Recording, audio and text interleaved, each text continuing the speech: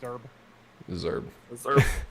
Good evening. Welcome to episode 13 of the Holler Podcast. My name is Stephen Borbell, the driver of the number 2 Ford Mustang for Next Level Motorsports.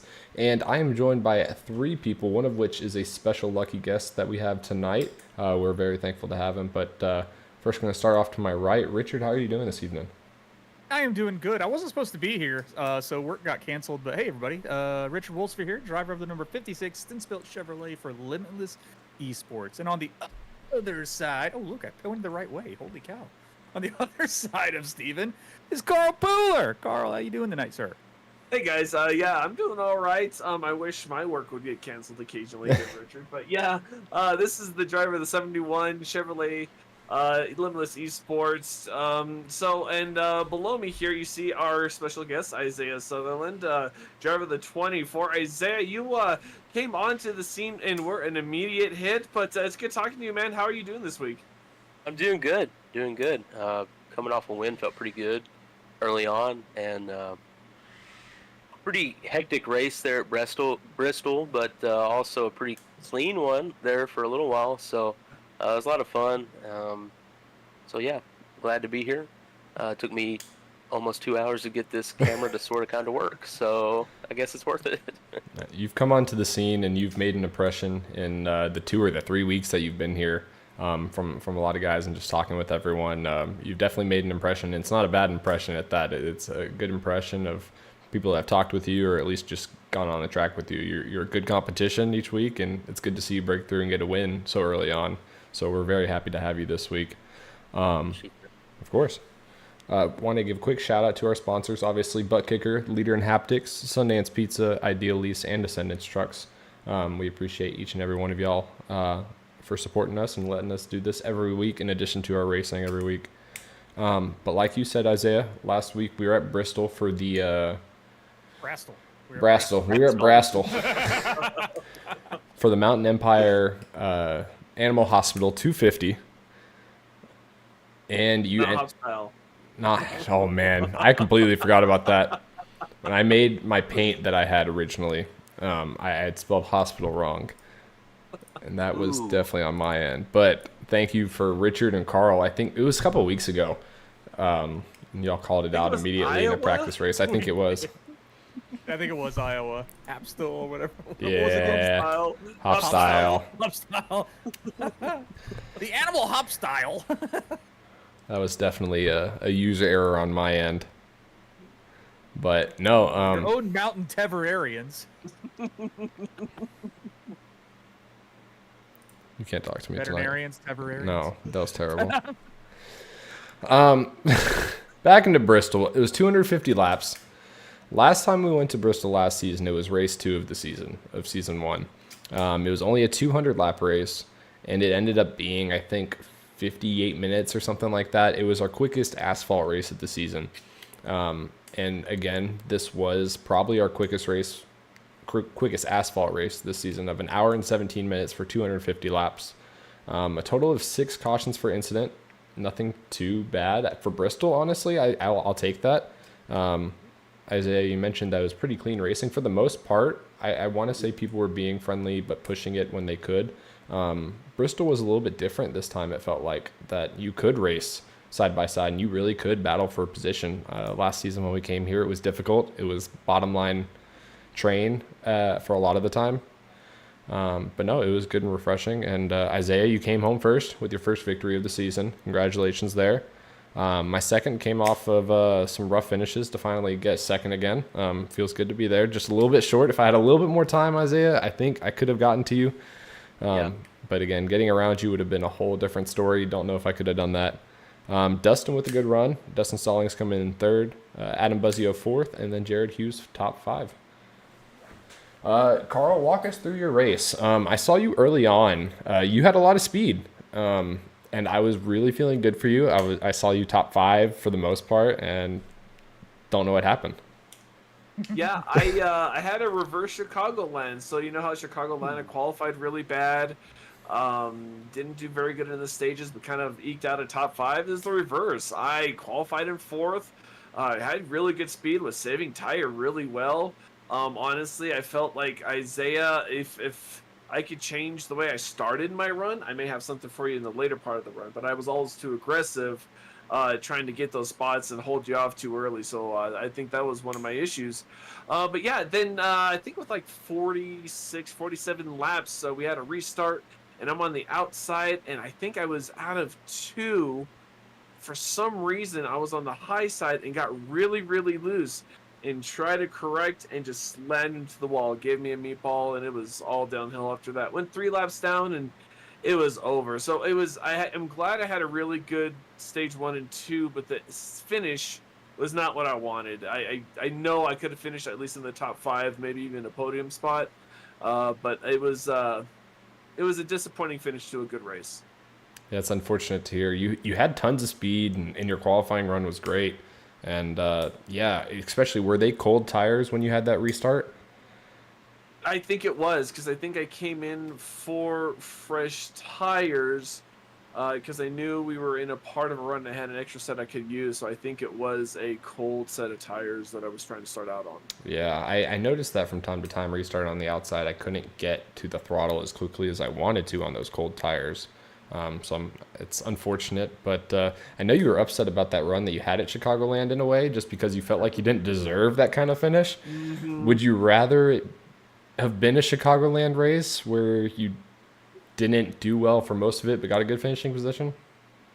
Actually, looking back on it, no, because I think the most frustrating part is that right now, the way the races are, there's 3 stages and there's 3 ways of thinking about how you go proceed, in my opinion, plus a little bit of like option 3A where you have a possible green flag stop and stuff like that. And I kind of think of it in those stages, and I'm getting 2 out of 3, I'm getting 3 out of 4, and I'm not completing the race. If I could have a full complete race, I could get a nice feeling for where I want to be, but I'm making those small mistakes, and it's one of those situations where the only way you get better is by making those mistakes and improving on those, but it's the small things that get you, and like, getting loose, not being able to correct it, and just pushing it a little too hard towards the end of the race, and that's kind of hurt me there at the end. And it's those little mistakes I need to clean up, and it's frustrating, but I'm good. Also, kind of glad to know, like, hey, I'm at that point. Just a couple more things that I could have those regular top 5, regular top 3s. Yeah, and you've definitely gotten closer as the season's gone along. Excuse me. And it wasn't a bad points day for you, so you were able to hold ground. Honestly, at the end of the day, I think that's a positive in my end, or in my head. But Richard, take us through your race. Qualifying second, or were you on the pole? Front row, nonetheless. And then there was a limitless incident on lap 2 or 3. Take us through your day. First of all, Isaiah, I have a bone to pick with you. You separated the 1, 2, 3 limitless start, okay? I was really upset about that. I was excited. I was like, oh my God, we're 1, 2, 3 limitless. And then Isaiah was like, oh, never mind. Thanks, Isaiah. But I don't even know who's on teams, to be honest. So sorry, but I had no idea. no, it's all good. I thought it would have been a cool start that if Limitless had a 1, 2, 3 start at Bristol, it would have been really cool. Honestly, I didn't race Bristol last season. I was on a vacation, I believe, with the wife. So I did race Bristol in another league, but that league is kind of hard to learn from because it's just like, it's just hard to learn from. But I had a really good starting position. I started P2. I was actually excited because I was P1 for a while until Mason put his second lap down. I was like, you, dude, 500ths of a second difference is what it was. That was it. So that was a little upsetting, but I mean, outside pole is not bad. Yeah, coming at a turn, oh God, what was it? Turn? I think it was turn 4, wasn't it? Of lap 2? Turn 4. Yeah, it was turn 4. We did kind of a crossover on the backstretch where he decided to go high and I decided to go low because Gavin was swearing up and down the bottom line was the way to go all race. Mm-hmm. And he made it work in somewhere else, but like I don't know, I couldn't figure out how he ran it, but I mean there was still speed on the bottom, you just had to do it right. So I was gonna try to dive into the turn and then maybe get side by side with him going into the front stretch. And I mean Rev called it a racing incident. I don't know, it's really I never went back and watched it because I just had a rough race. So, but I felt really bad when it happened. I even called it out saying it was me. I don't know. My peripherals at Bristol weren't set because I'm not used to the track. So It comes at you quick. It does. Yeah, it does. So, and I barely got into Mason's quarter panel, which I didn't think I got into it that hard. It was enough to turn me around, but I didn't realize I turned him around also after I had spun. So I mean, I felt really bad for that. And then me and Mason were just behind the 8 ball the rest of the race. I mean, I was driving like a bat out of hell, trying to catch back up to get back up to the front, and I burned my stuff up. So I finished like 11th or 12th in stage 1. I did not have any stage points, I don't think. So you had 2 bonus you points. You did have 2 bonus points. One for, both for stages actually. I don't remember. What finishing stages I couldn't tell you because it doesn't break it down that far, but Interesting. I don't remember finishing in the top 10 at all in any point of the race. Surprise. But okay, I'll take them. So I mean I can talk to Adam if you want me to review it. Adam, appeal. I'll take the points. I will take them. Like I said, I had a bad race, so I just didn't remember where I finished or whatnot. Yeah. And every time we got a caution, I was not lucky dog. So it like I was always that one car behind the lucky dog, and I never could get back on the lead lap successfully and appropriately. Because I think I did get on the no, I didn't even get it on the lead lap trying to stay out once because I was 2 laps down at that point. But it is what it is. But I still had fun. I mean, Bristol's a lot of fun. I just gotta put a lot more time down on it to get figure it out more. So Yeah. it's just a bad race. I mean, I've had a few of them on tracks like that, so it is what it is. And you talked about not being able to get the lucky dog. That first run that we had after y'all's incident, we had a pretty long green flag run to the end of the stage, I think, at that point. We might have had one more incident before then, but we had like a 50-ish to 60 lap run to the end of the stage. And at that point, I think we were down to 7 cars on the lead lap, maybe after that first stage. So that makes it even harder to get those laps back because now you're battling against 10 plus guys to get 1 spot back or 1 lap Well, back. I believe in stage 1 is where I officially went my 1 lap down. And literally, who won stage 1? Was that you? Isaiah won both. Yes. Yeah. Isaiah literally passed the next guy in front of me as they crossed the line. I'm like, really?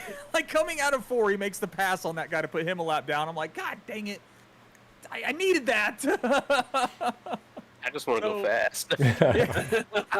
Ricky Bobby. But and then the next stage, Brendan Maddox ended up getting around me. Like I was actually trying to tire save. I was following Jared Hughes and tried to tire save with him on the inside, but Brendan just got around me and then I couldn't catch back up to him.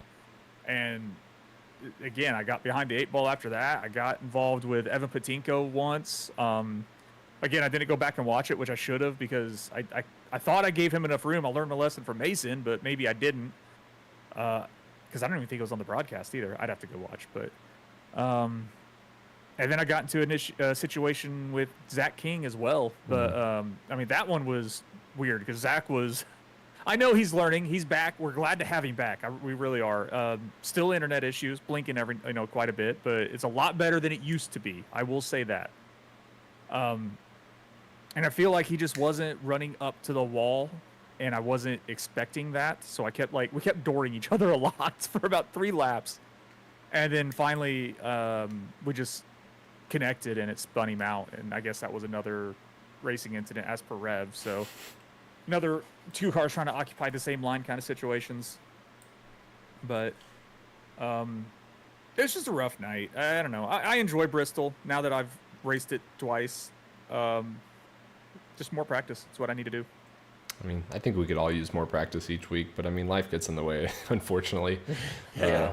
Bristol There's a reason practice, we you don't need make like money doing 400 this. laps to like really get a feeling of anything, to run all the lines that you need to and understand everything. Like, it's a lot to ask. Doing anything more than Monday practice for me of like the practice race is really hard to come by. And I don't even have a job right now, and that's still hard to come by. Like, it's just what it is. Isaiah, you led the most laps of the race, 197. Take us through your race. It felt like you were up front basically the whole time. Was there a time where you fell back at all and had to face some adversity? Well, yeah, the 53 laps that he wasn't in the lead. Well, he might have been second for all I know. I know the majority was actually after on the first start of the race after that caution with Richard and Mason. Crap! I think I lined up behind Carl because you started in the lead, I think. Yeah, and that. I started on the outside because I wanted did? to have I Interesting. wanted to have the arc in out of 2, so I'd have to jump and then be able to angle my arc out. I couldn't remember. Did I start below you or did I start behind you? I think you started below me because I was Dustin. It was either Dustin or Johnny behind me. Okay. All right. Yeah, I do know that I was sticking to the bottom. That was my plan. Every time I've ran Bristol, I feel like bottom is the way to go. It is really fast, and if someone is battling you and they're up top, you kind of have to move up with them to try to stay in front and then maneuver back down if you can. But that was my plan from the beginning. So after that spin, we restarted, and I wanted to be a little bit easier on my tires there on the bottom and get a feel for it. Because just like you, Steven, I don't really have much time to practice either. Maybe I can make the Mondays, but usually it's just the hour before the race starts. That's how it's been for years because adulting, and fiance and all that stuff. So you guys get it. I race once a week usually. I might try to do an official, but I've given up on officials for a while. I'm just slowly getting back into them. Yeah. I've got that's a whole side story. We can talk about that afterwards if you want. But we'll definitely get into it. We'll hop. That's a topic we'll have to talk about. It's official racing. But anyways, so I wanted to take it easy the first stage, and Carl gets the lead there, and he's running bottom, and I'm like, cool, I'm gonna run bottom too, and just kind of save my stuff, and maybe Carl was working a little bit harder there or whatnot, but he kind of came back to me, and I didn't even want to lead. Like I was talking to my dad before the race started, and I was like, look, I'm gonna take it easy. You might even see me fall back, because I know how my dad is. He's gonna be like, why is he not? What's he doing?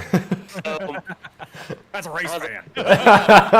Look, it ain't as easy as leading every lap or whatnot. You got to think about tires and everything. So, but he fell back to me, and I was like, I'm just gonna race him. Heck, And so I get the lead there, and it's just smooth sailing for most of that stage. And then here comes Dustin. Mm-hmm. I don't know how Dustin was running the high side the way he was, and keeping it like under control and not getting super tight. And so he started running me down, and I was still running the bottom. And I want to say it was 15 to go until the stage ended. He had caught me, and I moved up top to block his lane and carry the speed, and he was still fast. And thankfully, lap cars came up, and I was able to maneuver around the lap cars better than he was, and got that stage win. So that was pretty cool. Pitted, we restarted. I'm not gonna lie, I can't remember just a whole lot from stage 2. I'm pretty sure I led that one all the way through. But I do remember at the end of stage 2, I just wasn't thinking, and the pace car was ahead of me. Or I'm sorry, the pace car was behind me. And I started to go pit, and I'm like, I can't do that. And now I'm past the cone, so I stayed out. And that's what put me behind. Dustin made a mistake there, sadly. It only took you 40 laps to get back up? Actually, I don't know how many laps it took. The 32, I was behind Carl on stage 1 for 32 laps. I do know that. And then, so that's a big chunk. Yeah. Honestly, another 10 laps, it really took you to get back through the field.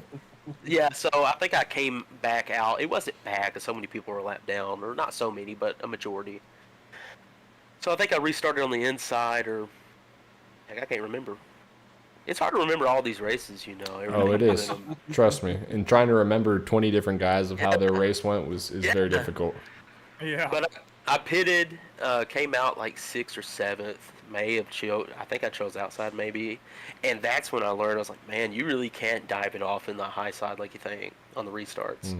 It really restarts on the inside. Just had this benefit of throwing it in there, letting it get a little tight and dime it off.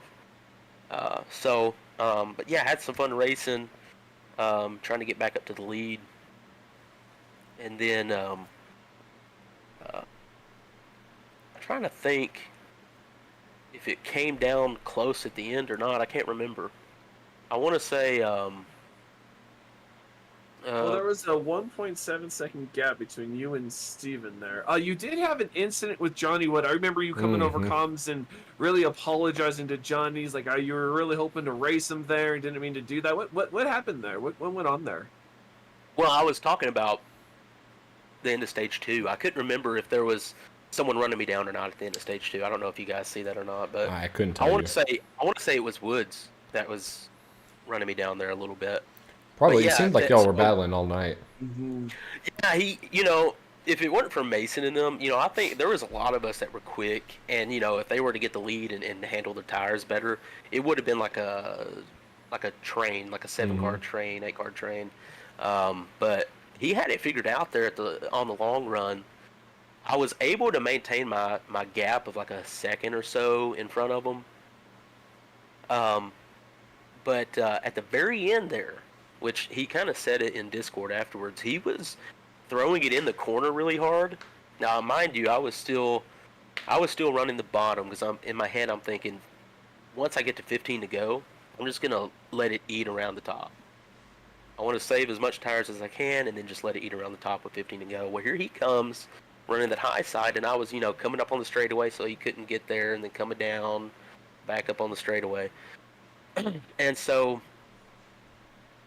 as soon as I was like, this is the lap, I move up top and drive away, or at least try to stay in front of him. He does this big run and crossover going into turns, I want to say 3 and 4. Yeah. And so I'm like, oh, I'm going to stay up here then. I'm going to stay middle.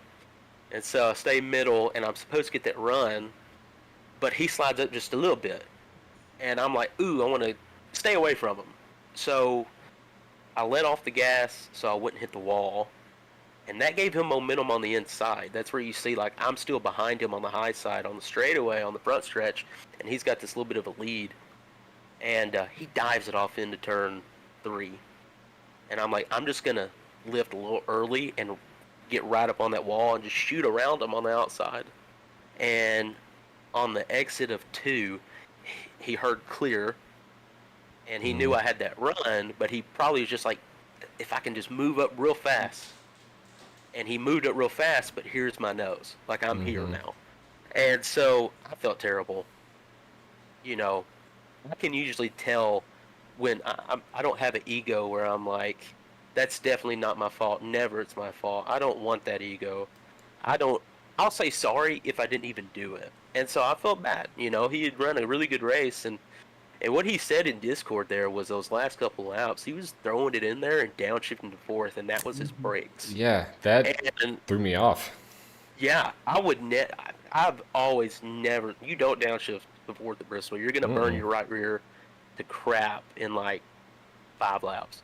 But I mean, he was doing what he had to do to get the lead, and so I respect him for that. He was driving really hard, and it was just kind of a slide job gone bad on his part. But I really wanted to see how that was going to turn out, because I'm thinking in my head, this is going to be like a really cool, like, high side, low side deal, and I'm stuck where I really don't want to be because I like that bottom. So, but clipped him. He got clipped into the wall like this, and I think I had a little bit of damage because afterwards my car felt a little weird. He got the worst part of it, and Steven, you were running me down there. I do agree. If it stayed green and let's say there was like 10 more laps. Yeah, it would have been close still. You were coming. I wish both you and Johnny were still racing, and I think I could have closed it even harder. Yeah, I would agree. If we were stuck side by side, I really think that would have pulled you, at least because I think you had like, at that time you might have been like 1.3 back. Right. I don't know, but yeah, it would have been close. But I hate that happened. That's not what I like to see. I like to see the battles and the exciting finishes there. So, but yeah, it was. I closed it out there, but hate that happened. But it was a good Bristol race. I'll say that. The practice race had me a little worried. But, You're not the only one. The practice races never go according to plan. I'm going to be honest with you. I'm starting to figure that out. Yeah, but we mess around too much in those practice races. Yeah, that's where I wanted to try the bottom more than what I did, but it was we went green for a good majority of the race, and the cautions that we did have, I would expect that at Bristol. So all in all, it's a pretty cool race. The past 3 races that I've been here, the only 3 have been awesome. So shout Glad out to to hear everyone that. in the league. Well, just wait Well, until we get to as- Martinsville, because Martinsville, no matter the Well, I league, mean- is a terrible event. As, Yo, as the Bristol I'm- race, 39 laps. Sorry, Richard, real quick. 39 laps were under caution for 8 cautions out of 250 for Bristol. That's unreal. I mean, that's really good numbers. Mhm. I know for me, I'm not looking forward to Martinsville because I'll be racing on my old Logitech G29 on a laptop at a hotel. Yeah, you might as well just not show up, honestly. No, I need the points. I'll even if it give is you just 30 double. points if you don't show up. You know, I will add, because you brought up Martinsville, and we're coming off of a short track race. Mhm. That is one of my favorite types of tracks to race, is short tracks. Well, I mean, Oh, you were so good. much. You were good That's the week the last before thing too, we at a mile and a hear half. Isaiah right now. Here we go. What's gonna happen? Because it's not. But I'm saying, I mean, how? I've never raced with you guys at Martinsville, but how does Martinsville usually go everywhere? And that's the crappy part. Is I love Martinsville. Yeah. Wouldn't it be cool to have like just a 100-lap green flag run there? That's hilarious. And I've never done it ever, ever. And it's just like, guys, this is such a cool, fun track. Let's do it. So hopefully we can do it. I think in our last league we ran Martinsville a while ago. It's been a long time, just because leagues don't seem to run Martinsville because of the problems it has. We set a league record at the time of cautions. I think we got pretty darn close to 30 cautions in a race. It was like every 3, 4, 5 laps at most. Just because Everywhere. the braking points are just terrible. It's maybe not terrible. all over the place. Yeah, everyone and no one knows how to take it easy and just try to expect someone's braking zone. Everyone wants to throw it in each corner, and especially with Yeah. it being the penultimate. Is that how you pronounce it? Penultimate race of the season, or of the chase. Sorry, it's going to be chaos, but it will be entertaining at the very least. And there's going to be hurt feelings, but we all just need to understand that going in. Yeah, maybe this time around we all have this idea of like, okay, let's take it easy, but we know how Yeah, it's gonna go. it never will. But could- have you noticed? You bring up a good point about breaking points and that being the trouble for most iRacers or sim racers. You think Martinsville, okay, New Hampshire, if the pack doesn't get spread out, there's a lot of cautions there. Yep. At least in leagues I've ran, because breaking points, that's a weird place. Indy's another one where you got to watch for people's breaking points. So maybe that's the whole community issue Well, is breaking. It's funny you bring up New Hampshire. We had a race in New Hampshire. Sorry, biggest- Richard. I'll let you go. The two biggest difference between Indianapolis and New Hampshire to Martinsville is they are bigger tracks and they're wider. Martinsville is a very narrow track, so Yeah. and the braking is going to be a lot harder at Martinsville because everyone is packed up. Yeah. I mean, Indianapolis, it's manageable. New Hampshire's not completely terrible, but it's not completely terrible. Oh, once I read off how our New Hampshire race went. There's both sides to the You don't story. need to read it off. I won. That's the only thing you need to know. There's both sides to the story, and that's why I started with, I think at New Hampshire, if the pack gets 3 laps in and spread out from like the top 10, like a little bit spread out, it's fine and it goes green. But if you get stuck in those restarts and you're the first 2 laps, you're bumper to bumper, that's usually when they start, is at the breaking points, especially going into one. But I would agree, Richard, that like once the race goes at those tracks, it usually stays green. But if not, it's a caution pass. So just to Now, give I you, don't know if you have TikTok or whatnot, but oh goodness, you should go check out our TikTok. Steven has done wonderful work on a lot of our videos there, and he's got the New Hampshire one, and it is it's a it is a radioactive very- style. it is a very good representation of how New Hampshire went. Yeah, I'll pull it up. yeah. It's New Hampshire. We had 22 cautions for incident. No, we didn't. We did That was Richmond. 22 cautions at New Hampshire. at New Hampshire. I thought we I had thought a that good was green flag Richmond. run, though. Richmond, we also had 22 cautions for incident. I thought we had a lot of green flags at New Hampshire. We ran 100 green flag laps at New Hampshire, 104 to be technical.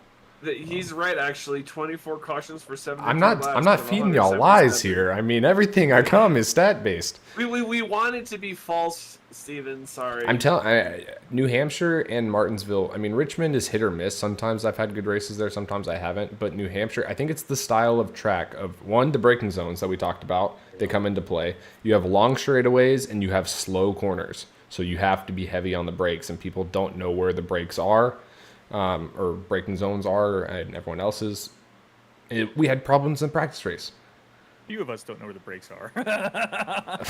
Well, this brings up an interesting point, and even though it's a fixed setup, there are certain adjustments you can make in the car. You can make adjustments to your master cylinders, your brake master cylinders in the front and the rear, and then you can also adjust your bias, which determines how much braking pressure goes towards the front or towards the rear.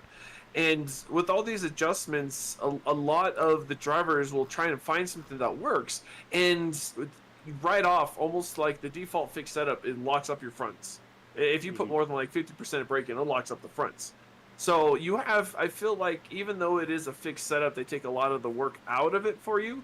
Tracks like New Hampshire, tracks like Indianapolis, tracks like Martinsville, they require a little extra attention because of those tuning options. And if you can find something where you can brake, rotate the rear without locking up the front tires, you have a winning combination at Martinsville, at New Hampshire, at Indianapolis. You have that option at these tracks.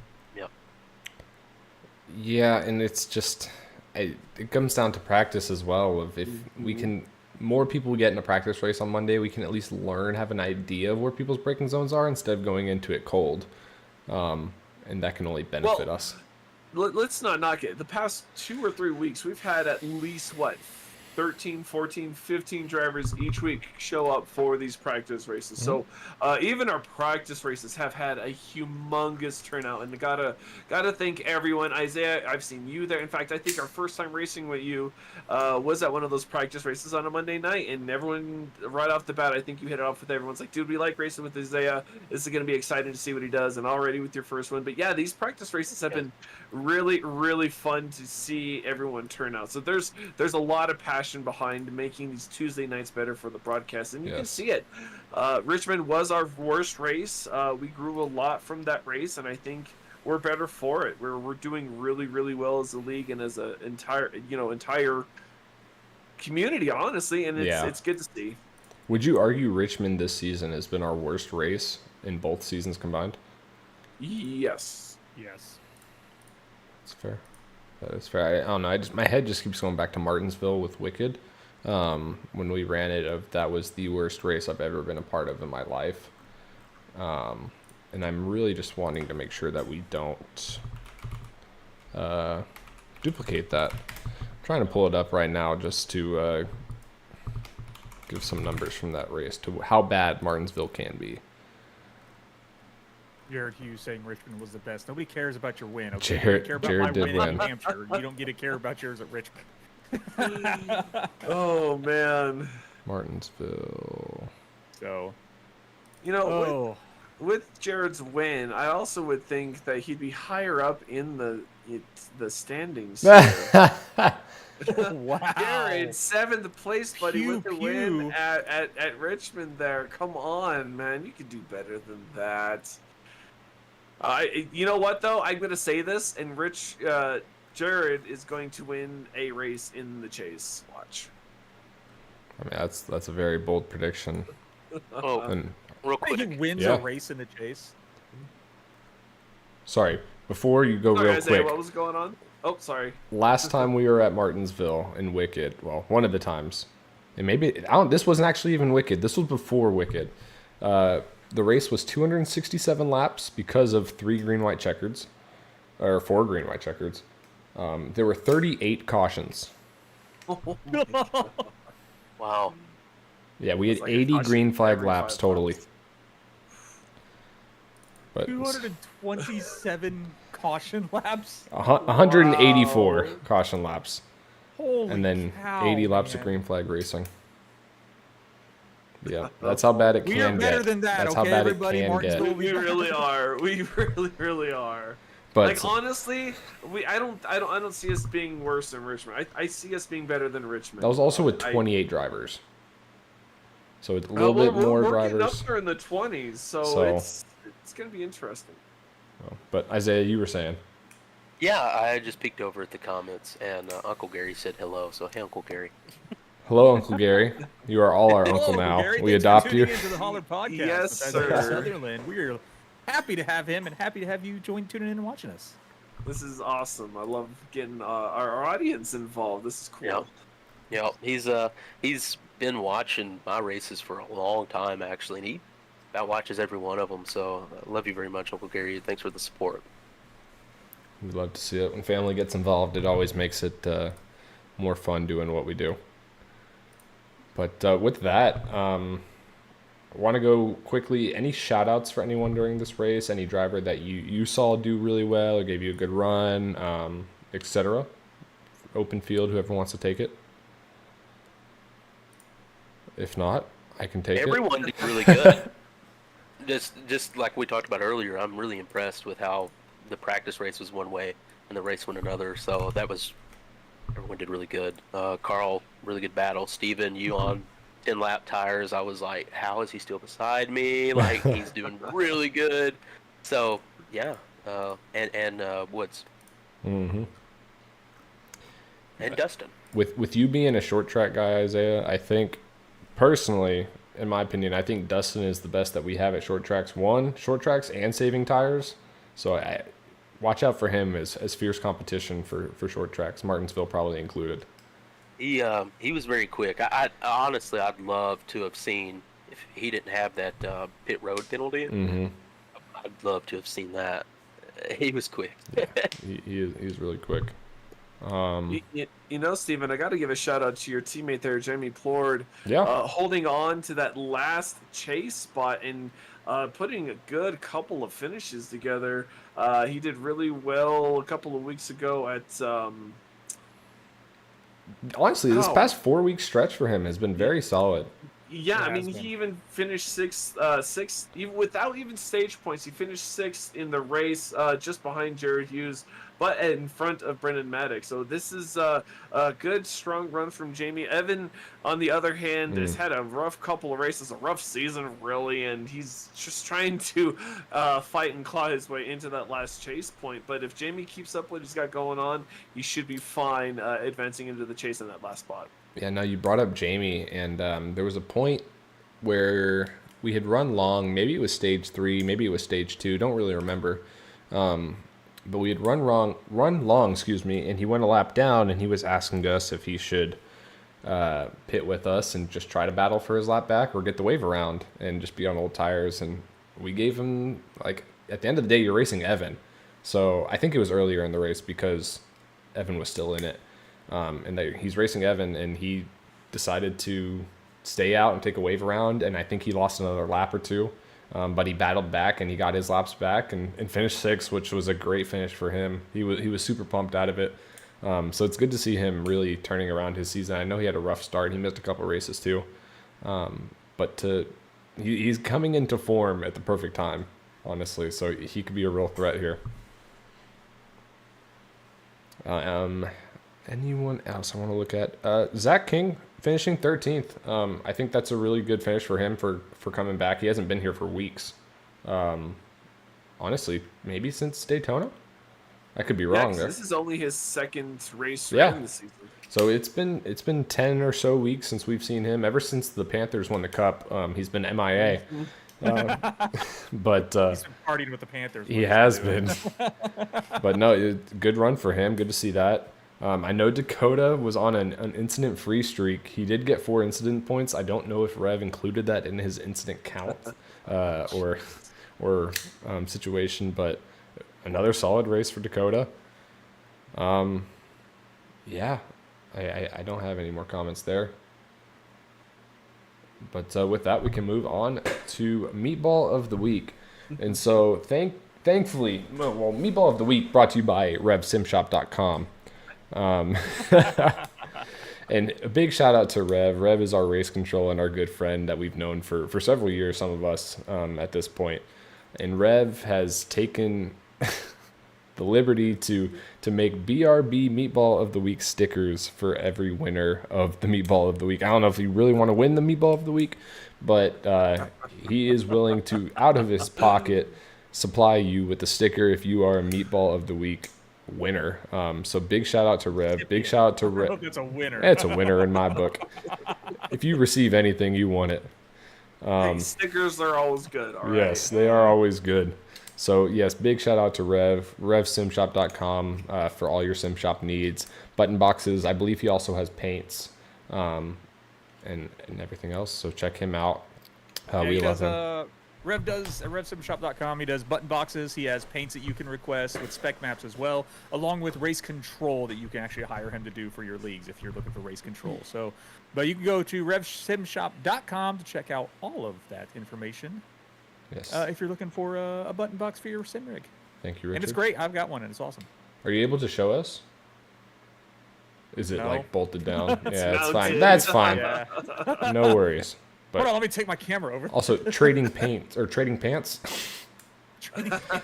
Yeah. But no, so Meatball of the Week. Richard, I want you to go first. Oh no. If not, I can go ahead and start us off. Dang it, man. I don't want to call myself out on it because that's just getting. Nah, don't do that. I'm not going to.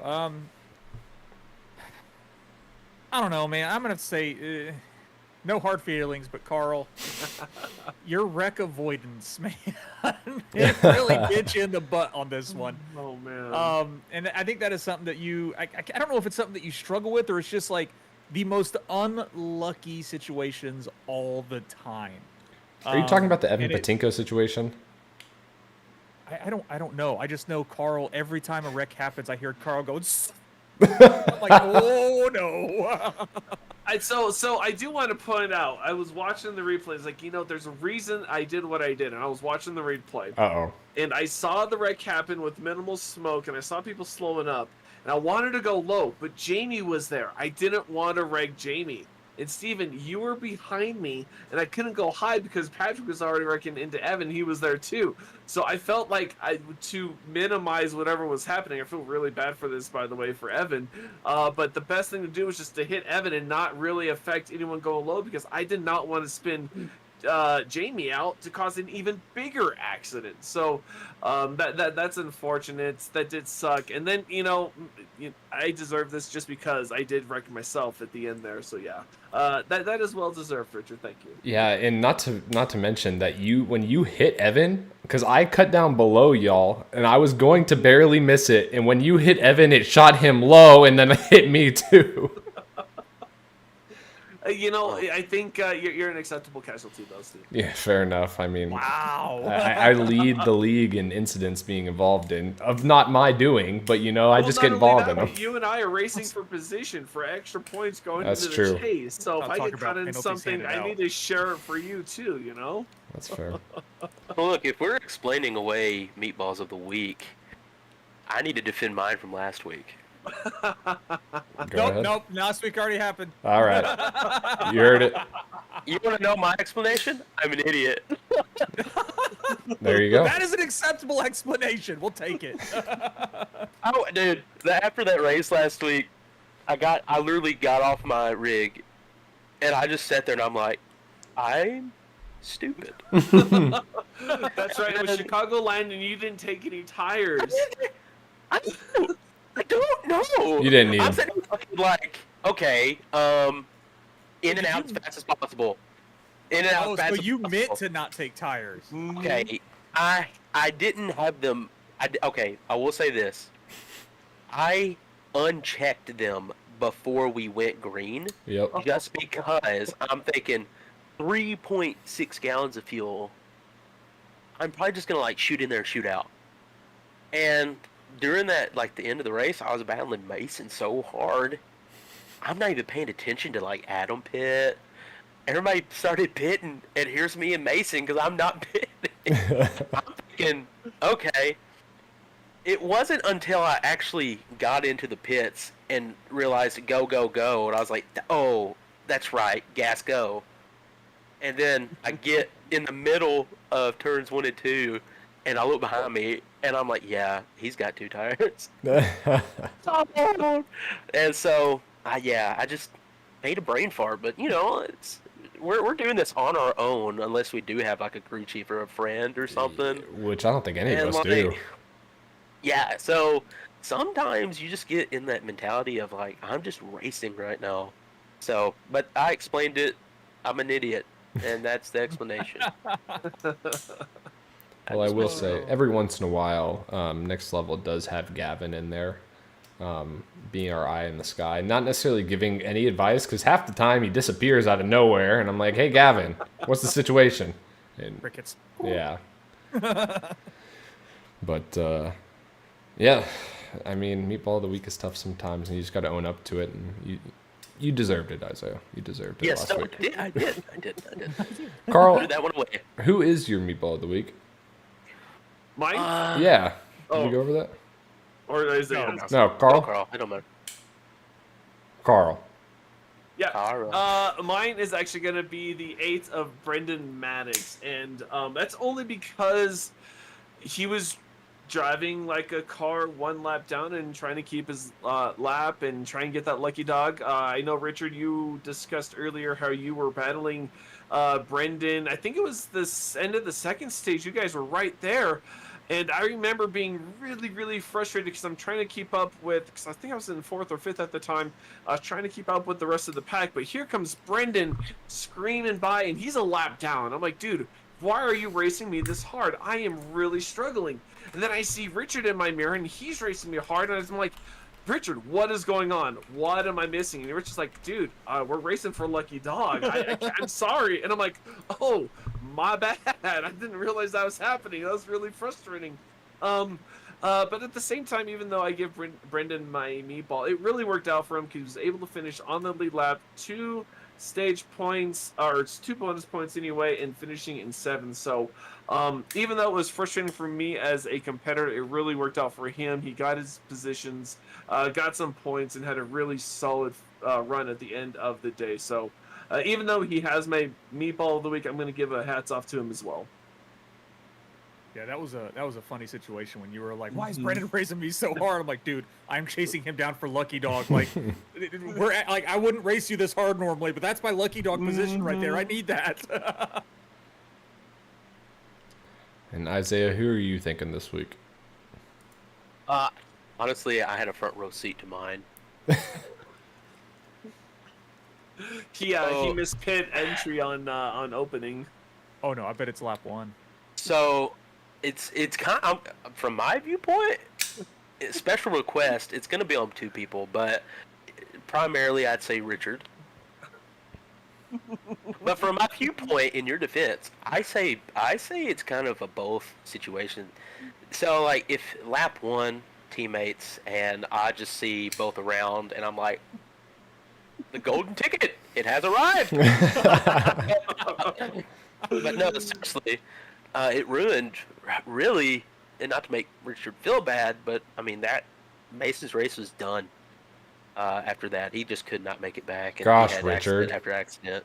But look, Richard, He's got 5 wins. He has nothing to complain about. Yeah. Exactly. I love you, Mason. I know you're trying to win that, regular season championship, and that gap closed massively after Bristol. But like, you have 5 wins, dude. Like, share the wealth. Look, things happen, and it's Bristol. But like the whole, it's a perfect story. Someone had to say it. Teammates and lap 1. So meatball of the week, both of you, primarily you. But hey, it's a racing thing. All I know is I'm gonna drive around this. The seas have parted. This is my moment. I'm just sitting there like eating popcorn, watching. For real, like I saw that happening. It's like I'm just gonna get out of this because I don't like what I'm seeing right now. It was lap 2. Carl cannot deny. He probably had the same face I had. I was like, oh. I seriously, like, you guys, I know you guys are next to each other. There's some friendly competition. You guys cannot wreck each other on lap 2, and I'm seeing this happen. I'm like, I'll take the lead, I guess. I can use those points. No big deal. Get some laps led. Good stuff. Man. Well, there's That's going to be complicated. someone receiving 2 stickers this week, Oh no, I just saw the chat. I know who it is. and that is Brendan Maddox. He got arrow loose on me coming out of one of the corners. He was on my outside. What? Arrow loose? Arrow loose. That's impossible. Yeah, no. Arrow tight's also impossible. But no, I took a different strategy because I wanted to make up some sort of track position and then at least some sort of tire advantage at the end of the race. So I stayed out, ran another 15 or so laps under green, and then got tires. So I had fresh tires by 15 laps on the rest of the field, which was only like 7 cars in front of me on the lead lap. So I'm like, oh, I'm in a great spot. Like, we have 40 laps to go. I'll be fine. I don't know, 2 laps into the run, Brendan on my outside turns me into the wall and completely destroyed the new tires I had. And basically I had to restart all over again, a little bit of front end damage. So Brendan, you're my meatball of the week this week. I mean, no hard feelings on it. We talked about it in the race, and it's just one of those racing deals at Bristol. Life comes at you really fast coming off those corners, and it's really difficult at times to make room for everyone. But without that, man, I really would have liked my chances to being up there even sooner than I got to. Because getting around Adam and Dustin really put a wear on myself, my mentality, more than anything. But if I had a little bit fresher tires. So I blame Brendan for not getting my second win of the season. His fault. It's always Brendan's fault. That's the number one rule of BRB Racing League. It's Brendan's fault. It is true. And Patrick hates this track. Yes. Hates the car, hates the track. But no, well, that is our Rev Sim Shop meatball of the week. Thank you again, Rev. You do have those winners. Winners, if you are reached out to by Rev, or feel free to reach out to him and provide your address, he will be sending you a bright, new, shiny meatball of the week sticker you can wear proudly on your racing sim or on your forehead. Totally up to you. I will probably wear it on my forehead and stream live with it. You should wear it on your forehead this weekend. I'll just get it tattooed. Oh, this week? Yes. Isaiah really going for the commitment with the tattoo. Yeah. You get a tattoo of it, I'll give you $100. Away. Man, okay. Hey, it's $20. He's like, $20. bet. Remember? Scheduled tomorrow, baby. We need it this day. Let me tell you. Going out of work.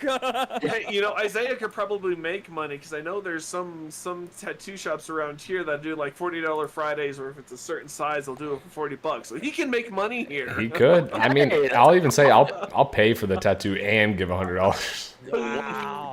Oh man. Okay, where's it at?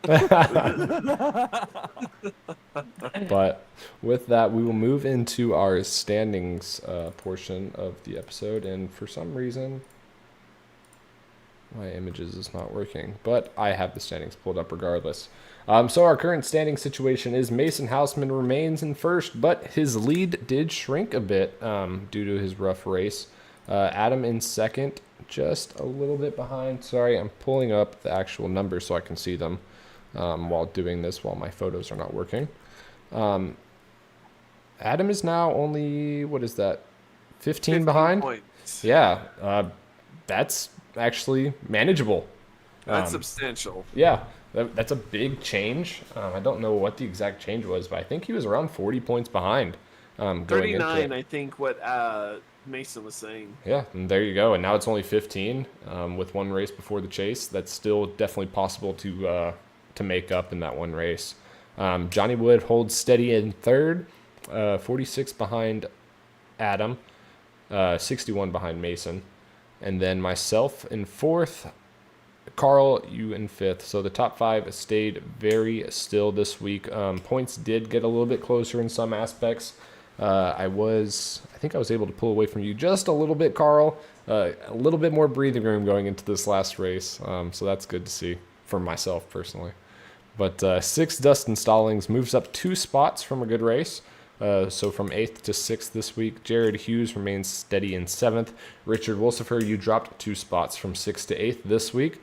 And then you have Brendan Maddox 9th and Jamie Plourde holding on to 10th with Evan Patinko, Evan Patinko 19 behind Jamie for that final spot. That battle for 10th, I don't know if Jamie's really in reach anymore. it's still possible. 19 is doable, especially if you have good stages on Evan's end. But 19 is a lot harder than I think it was 7 the week before. Well, you mentioned it all comes down to the stages and Auto Club. I feel like Auto Club is one of those wild card races because you can't. It's a 2 miler, so you can't go 100% throttle. There is tire saving. There is, 3-4 wide racing. All from the apron to the wall. There are the slide jobs that you can pull off. So I mean, anything can happen in Auto Club, especially on restarts or on the start of the race. You get next to someone who's you're battling. I mean, you get Jamie Plord and Evan Patinko together side by side racing for position on a restart. I don't see either of those drivers relenting at all. So who knows what could happen in those situations. I know there was, you mentioned it, Stephen, you felt like this round of Bristol was much more different than the last one. Well, the intensity's higher. We're 2 races left to go in the regular season. There are some drivers that are racing for the playoff hopes and trying to get every point they can. And there was a lot of, you could feel the intensity out there. Those drivers were driving really, really hard considering what was on the line. And so I feel like Auto Club's kind of ramped that out, but we're, instead of 150, 160, we're gonna go 170, 180. It's gonna get crazy. Yeah, it definitely could lend to a crazy situation. And honestly, now that we have a car count going up a little bit, we saw 19 cars start at Bristol, which was one of our higher ones for the season, which is good. And it seems like that trend is going to continue thus far into Auto Club. We might be up into 20, 21, maybe even 22 cars at this current rate. We get 3 or 4 new drivers today alone. Right. So at And this more current still rate, interested. we are going to have around 20, the low 20s for starting, which only honestly benefits Evan. It creates more variance and allows him to gain more points. But again, still with only low 20s, those stage points are going to be a big dictator in if he can get in or not. And every other bonus points, leading laps or whatever the case he needs to do. He needs to get every point and squeeze it all out. I think the biggest focus for both Jamie Plord and Evan Patinko is going to be those stages. They are both going to have to drive 110% or better, both stages from this drop of the green flag to that green-white checkered. That's what they both have to do. And, I mean, Evan's best bet, like, Jamie just has to finish in front of Evan, but Evan's best bet is I have to finish as high as I possibly can in front of Jamie and hope Jamie doesn't get any or very, very little stage points. I think that's what's really going to help Evan. He's still going to have to still finish better than Jamie as well in the, in the race total. Most likely, yeah. Yeah. So, but it's still possible. It's still possible for Evan to make the chase. It's not out of possibility. So, that is going to be probably one of the, between them two and Adam and Mason for the regular season championship. I think those are going to be the 2 biggest battles to be watching come Tuesday at Auto Club. And don't undersell from 4th to 8th. Of those positions are not settled whatsoever. You have 30 points? Yeah, you have 5 guys under a blanket of, I think 30, 26, 28 points, something like that. Anything can happen between those situations, and we can move up a couple or move down a couple. And again, those go to bonus points into the chase. It works similar to how the Cup Series does it, of your top 10 finishing regular season drivers get bonus points to a certain level. And these guys also get bonus points going into the chase that will help them better their odds of winning the championship. So you do not want to lose these spots going into the last regular season race. You want to at least hold ground at the very worst. And not slide any further. But yeah, unfortunately, that the only spot up for grabs is Jamie, and Evan is the only one within reach that can grab it. Isaiah, unfortunately, you're ineligible for the chase this year, which is sad to say. But it would be very difficult to me to see you even in there. And who are you going to kick out? Because that top 10 right now is a bunch of competitive guys. And man, it makes me more excited for next season when we have more competition, and there's going to be good drivers that are missing the chase, which is going to be hard to swallow for a couple guys. But at the end of the day, it's going to be different every year, and that's what we want here. We want that competition. I got to add to that real quick, if I may, Richard. Yeah, no, go ahead. Speaking on what he said, I've been racing since 2011, and I love league racing. You know, I got my A license, and I was like, league racing, because it's more realistic, more fun. And there's only one other league that's made me feel the way I feel the first 3 races in, and that was the league I was in about 3 years ago, and I was in it religiously. And they started racing on days I couldn't run, and so I had to, fortunately, leave there. But this league, I've been searching a lot and found some good leagues, something off. And this one so far, it's one of the first leagues that I've seen in a while where all 3 races I've been in, I've been racing against different people up front. Mm-hmm. Now, the common denominator, I will say, is Mason. Mason's really good. He is very good. And so been battling him a lot and running with him. But there's like, you know, the Eldora race, I wasn't just racing Mason. Like Evan and Wood was running on the bottom, you know, and then Chicagoland, there was like 5 or 6 people. Patrick, like, dude was quick. So, like, these first 3 races, it's been really good marketing to keep me and my teammate Eric here, because we were just, after every race, we're like, that was fun. Especially Chicagoland, that was a heck of a race. And the competition's tough. I mean, everyone here is, like, good at something. You know, maybe not every track, but there's different people that you're racing against. And that is what is really, it makes me look forward to other tracks and other races we go to. Yeah, I think you said that perfectly. We do have, in my head at least, I think, oh, we're going to a short track. I know a couple of drivers that are really going to excel at it. Oh, we're going to dirt. I know a couple of guys that are really going to excel at it. Oh, a super speedway? There's a different couple of guys that are going to excel at it. We are very diverse, and we do have groups of drivers that are better at certain tracks. You did say Mason does have 5 wins this season. He has kind of dominated. But honestly, in those wins, he didn't dominate winning those races, if that makes sense. Like, there was a fight for those races. Last year we had Gavin, and this is not a shot at Gavin at all. Honestly, more it's a huge compliment. Gavin is honestly, probably without a doubt, the most talented iRacer that I have ever raced with. I think he ended up winning 10 races last year, was it? Yeah, I think something like that. Next Level won 15 out of 18 races, or something crazy like that. And it was difficult at times going into a race of like, oh, well, Gavin's just going to destroy all of us. At times I felt like that with Mason, but I know Mason's not this far away. He's not, and this is not a shot at Mason, he's not as good as Gavin. He is obtainable by a majority of our drivers. That is a level where almost all of us can get to. And I love the competition, and it's only gotten better.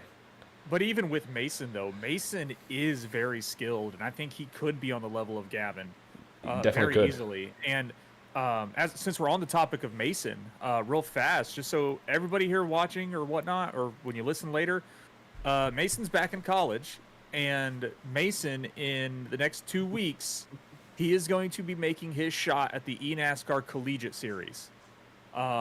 So what it is he's got a schedule of tracks. It's going to change between the Xfinity and the Truck Series, but he has to basically put down the fastest lap he possibly can over a week's period at a track, and then they take the top 120 times, but the top 40 for the A main is the ones that get points and money.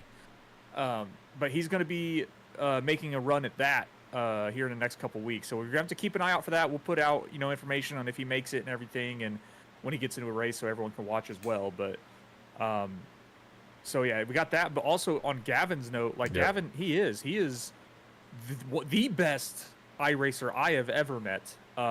Like even talked to or raced with or anything. And Gavin, actually, if he can work on his officials in his iRacer, subtle whisper there, he is actually going to be making a very dedicated effort for the eNASCAR Road to Pro Series next year. And I really think Gavin can get very far along on that, if not even make the eNASCAR Pro Series. He's got a lot of support from people in this league. I know I'm going to be helping him out. I think Rev's going to be helping him out as well. We're going to get someone maybe a spot for him as well. But we've got a lot of support for Gavin from us, and we can't wait to see Gavin like do extremely well and make his way through that Road to Pro Series. Yeah, that's said perfectly. We are all a family here at BRB Racing, and Gavin is our pride and joy. Honestly, he kicks all of our butts, but man, he's our golden boy. We want him to succeed so badly. And Isaiah, since you're new here or whatnot, like last season, we ran Watkins Glen last season, right? Yes. And Gavin won by like 20 plus seconds. I'll fact check you. Yeah, he's a very good road course race. Yeah, he usually wins by 20 or 30 seconds. And even he's just, but tagging in as Isaiah with you saying your first 3 races here and you just have loved racing here, like that just goes to show what we've been able to like kind of formulate here, the nice little formula of like Steven said, like we're family here. We're not just like competitive racers, which is what we all are on Tuesday, but like afterward, we're all family. We all love, chatting with each other. I mean, shoot, last weekend, as much as I don't like Brendan on the track, I met Brendan and his brother William at Daytona, and we all had a good time chatting and everything. It was fun. It was nice meeting him. This coming weekend, I'm going to be hanging out with Steven and Gavin in Darlington. That's going to be a lot of fun. Steven's got information real fast. No, I was. You go had Pokes. your finger up. Yeah. Gotcha, Pokes. Yeah. Oh, wrong way. Go Pokes. Yeah. But another thing about that, like we have drivers that are joining today, this week, literally one race before the chase. And every league, usually when the chase comes up and you're not in that final group of drivers, you lose about half the people that aren't in the chase. And we have drivers that are joining that aren't even eligible to, or even mathematically, be able to make the chase. And that just a testament of what we are trying to build here at BRB. And it is just fantastic to see people are watching our races, seeing how competitive and fun it looks to race, and are still wanting to join when we only have 6 races left in the season. Mm-hmm. Yeah. So, I mean, it's great to see them want to be a part of this and look forward to season 3, because I guarantee you they're not joining just for 6 races. They're wanting to join, stay, and be a part of season 3 and their chance to win that championship next season. Most definitely, and it will be a very interesting season of the talent that we have, especially. We thought this season was going to be interesting. But just to give you some fact-check numbers, we raced COTA last season. That was the one I really wanted to bring up. We raced COTA and Watkins Glen for our road courses. Gavin won COTA by 23 seconds over Adam. And then won Watkins Glen, I think it was 16 seconds over Adam. Wow. Yeah. Adam's a great road course racer himself. And to do that. His name seems very familiar. I feel like I've raced him somewhere, but maybe not. I have got to share a funny story about Gavin real fast. So Carl, myself, Adam, and Gavin, we team up for the 24-hour iRacing special event endurance races. And we did the Daytona 24-hour race in January. And every time Gavin got in the car, he would look and was like, all right, who's got the fastest lap? All right, I got to beat that guy. And that's his whole goal for his 2-hour stint. Is like, I got to beat that guy. Like, that's his whole goal. And it's the greatest. And sure enough, like after about 30 minutes, he's like, got it. We're like, are you kidding us? Yeah. Like, really? It's wonderful. I'd have to agree. I have a little bit of that disease where I see a lap and I want to beat it so bad. Like it's really fun, especially in practice. Yeah. It's really fun when you're like 0.1. You beat that guy's lap by 0.1, and then you're like, oh, okay, I'm gonna rest like the last 10 minutes, and then you get beat by 0.2, and it's like, how did he do that? So I can see where that's kind of a fun challenge in of itself, is trying to beat someone's lap time. Well, especially in a 24-hour race. Like, what else you do? Yeah. I did. Fun fact: I did my first 24-hour race, the Daytona one, the previous Daytona one. I'd never done it. Always wanted to do it, and I ran the what did I run? The Ferrari. It's one of the GT. I think GT3. Mm-hmm. And it was my first time. I don't do like a lot of road racing in road cars. I had to buy that car. If I'm road racing, it's in a stock car more than likely. And I had to buy the car, and I had like 2 days to practice, and they put me with this team. And they're like, "Oh, so you've never done this before?" And I'm like, "No." And so they're like, "Oh man, this is gonna be tough." So I had to download like all these like Garage 61 apps where they can keep up with your times and everything. I beat their times, and they only road race. And they're like, "What is wrong with you?" And honestly, I think it's because I'm comfortable at Daytona. Because I do know, if anybody knows a road course, it's Daytona. And so I felt comfortable there. And maybe it's because of the stock car experience, but I'm like, this car doesn't even spin out.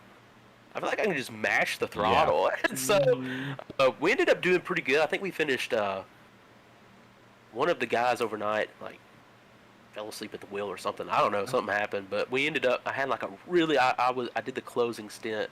I had a really good battle with this guy in a Porsche, and he ended up beating me out. But I'd love to do that again. But yeah, 24-hour stuff's crazy.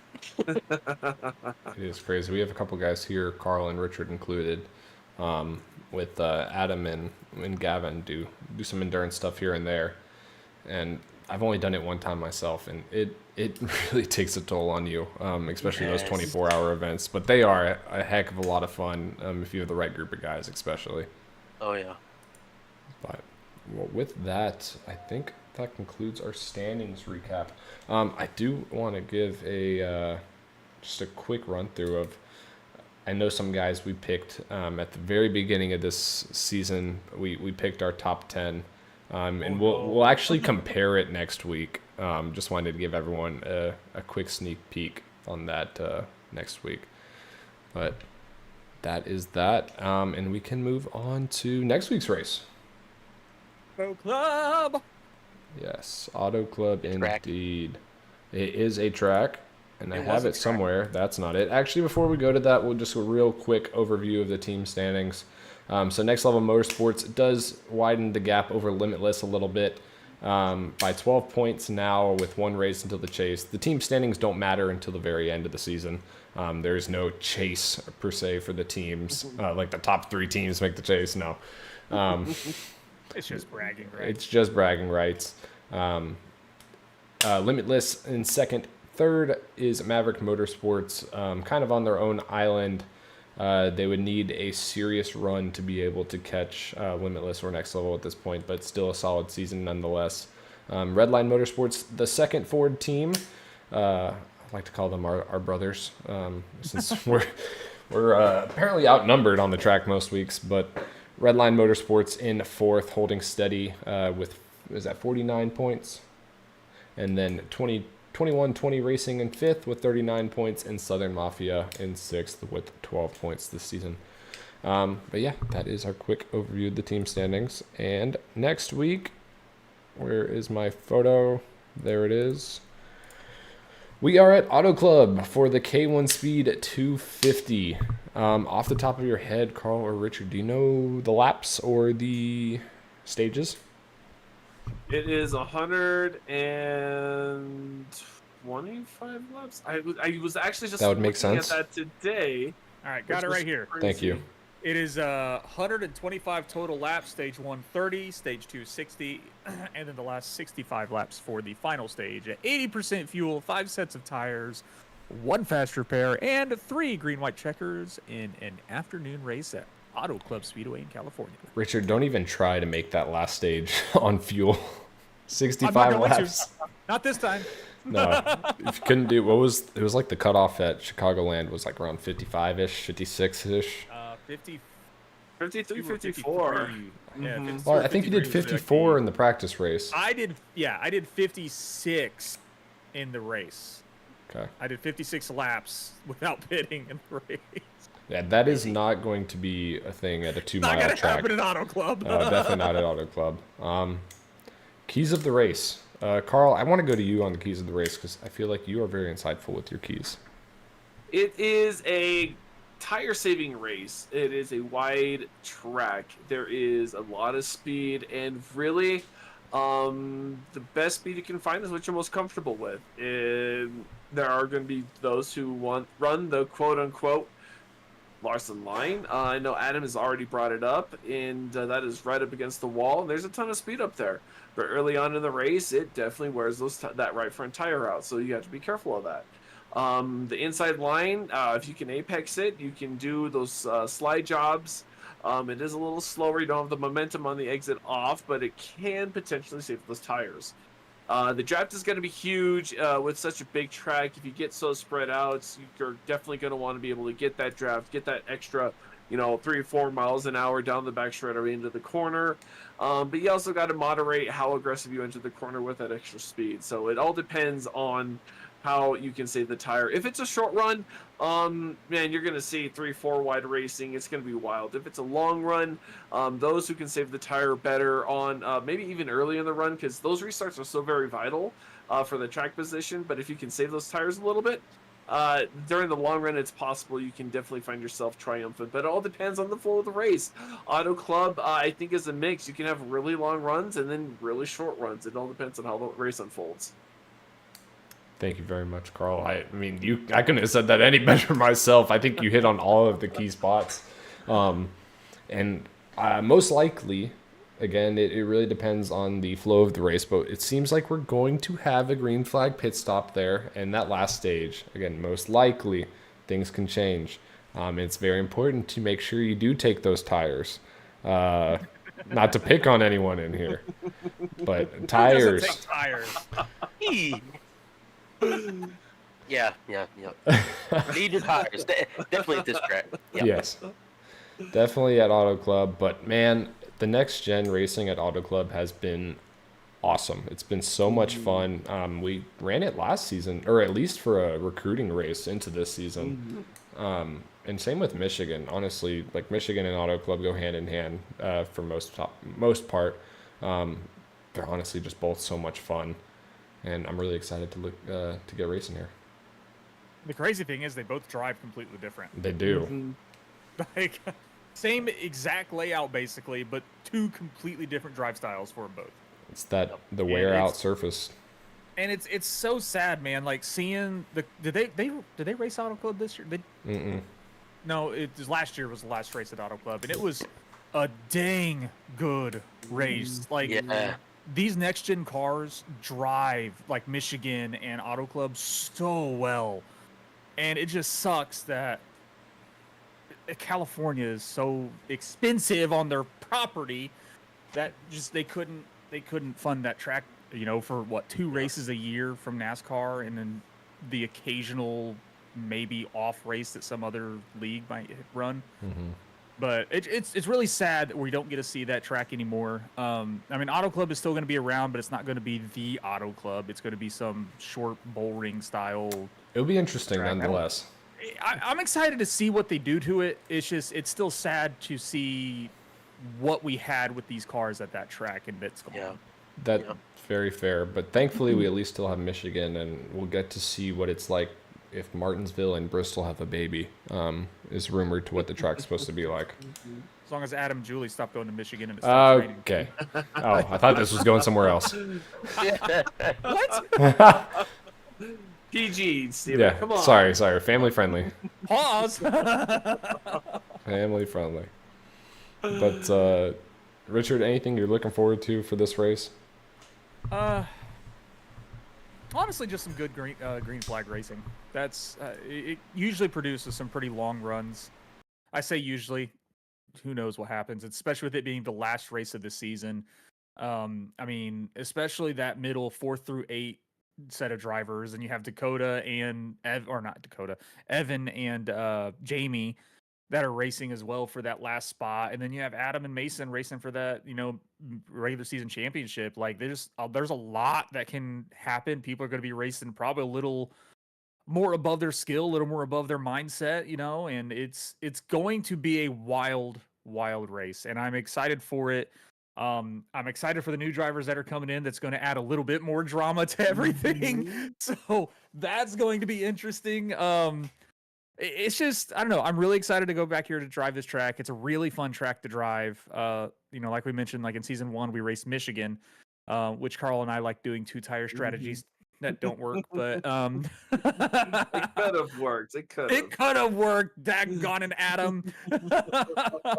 But no, I'm really excited for Auto Club next week, and I'm hoping that I can make it home in time.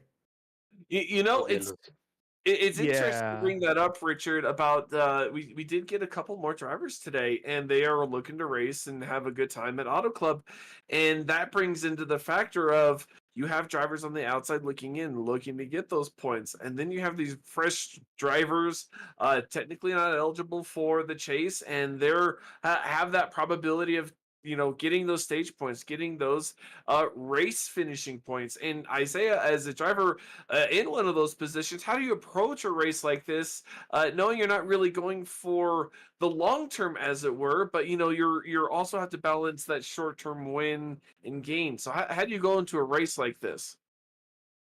Well, I kind of the broadcaster asked me this question.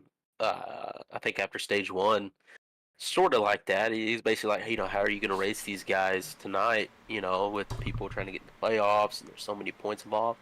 And like in the non, like, don't want to be rude or sound bad about it, but like, I'm going to race people hard regardless. I mean, we're all here to win. Uh, you know, um, I don't think there's a rule that says you can't race people hard, but I also believe in, like, don't wreck someone that's you're not even in points contention, so don't wreck someone. But I definitely believe that you can race someone hard for a win. So the way I look at it is I have a lot of freedom and less stress. I've been there's so many races and leagues that I've been in where I've been in contention to win the championship, been in the top 8 or whatnot, and it is stressful when you're in the playoffs. I know we're sim racing, but like, man, there's a lot, that you want to accomplish. You want to be on top. And so it kind of takes that stress off my shoulders where I can just go out and see if I can win the race because nothing matters. Points don't really matter, and make your guys' life a little miserable. But definitely my mindset is stress free, go out and try to win the race. I think I've never felt other than the stress of like, man, maybe I have to win to lock myself in. Now it's more like, if I mess up, I mess up. And if I don't win the race, I don't win the race. I'm not going to get kicked out of anything. So that's my mentality. Just go and see if I can get the job done. Yeah, no, that puts you in a very interesting spot, but kind of, like you said, stress-free. If you can take different risks than us playoff drivers can take. At the end of the day, we are points racing. We're not the style of the win and you're in sort of deal. It's points racing, whether you like it or not. Wins do help your point situation, but you're in the situation where, like, I can go a different strategy and just focus on that end. I don't even have to worry about the stage and trying to get stage points here and there. I can go a completely different tire strategy or fuel strategy, whatever the case is. It puts you in a better position most times if you play it right. Some guys here, Adam, don't have the best strategies from time to time. But He had a great one the other week. he did. He did. And it finally pulled through for him. A blind squirrel finds a nut every once in a while. And I mean, broken clock is right twice a day. I do have to add to that that's part of my weakness is fuel mileage races. I've never been a fan. I definitely know how to save fuel, but I hate saving fuel. Even if I know I can make it to the end, I don't want to. I just It's boring. It's a part of racing, but I can tell you it irks me to no end that I have not enough fuel to continue this awesome battle. Never been a fuel mileage guy, so when it comes to strategy, there's sometimes where I'm like, if I can control this race, I don't have to worry about strategy. I'll bring them in.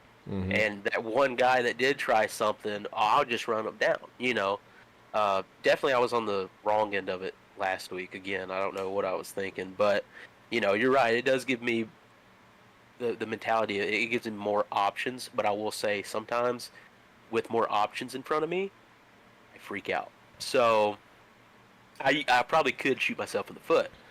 So, hopefully keep her green, and I don't have to worry about fuel at the end. Well, and it goes back to, like, we don't have crew chiefs, or we don't have someone in our ear, like, making all these decisions for us. We're driving, focusing so hard on racing side by side with someone or whatever, and then you're like, oh, my fuel situation, what's that? Oh, what's my tire situation? Like, you have a million and one things going on in your head. Like, there's so much room for error and strategy in Yeah. sim racing. So it's a very difficult thing to do. I'm sorry, I don't know why that's on. Didn't realize Colorado and North Dakota State are playing tonight. Carl, I'm surprised you're not watching the game. You know what? I'm not a very big college football fan. I don't understand the hype behind it. Being from Colorado, I do appreciate the whole CU Buffs story, but I'm a skeptic too. So, give me 3-4 seasons of good football, then we'll talk. But I'm not a very big college football fan. I would not have imagined. Are you a Broncos fan at the very least? I am a Packer fan. Oh, that's right. I knew love Green Bay. Even through this whole turmoil of Aaron Rodgers and everything, I'm diehard. I guess I'll say those are my main primary team. My NFC team, my AFC team is the Broncos. You do have to cheer for your home team at the end of the day, whether or not you like them or not. But Go Colts. yeah. you're in for a fun season. What haven't we been? Like, Manning left, and then we destroyed Andrew Luck's health. Like, Yeah, no, really did. it's nowadays. Well, We have a cool stadium. it's okay. I think it's cool. I haven't been in it, but It looks is an really cool. AT&T stadium. So, you know what is really cool about that stadium, though? Inside the stadium, they have a Top Fuel dragster motor that is, it's We're fully talking Lucas together. Oil. Lucas Oil Stadium, yeah. It's fully together, but then it's like a demonstration. Every piece of that motor actually separates, and you can see every piece of that motor put together, like just in this whole like spread out That's pretty neat. diagram, and then it puts Cool. itself back together. Well, I mean, at least they got dragsters when their football team is terrible. I mean, it is the racing capital of the world in It Indiana. is. So. That's true. Well, with that, we can go into our guest segment. Isaiah, I don't know if you're familiar with. Can we pick our picks for next week? Oh, We thank did you, not, Richard. not Thank yet. you, Richard. We'll do that. That's why I'm we'll here. Do that. Are you glad I showed up now? No, No. I was hoping I didn't have to see you until this weekend. Oh, lovely.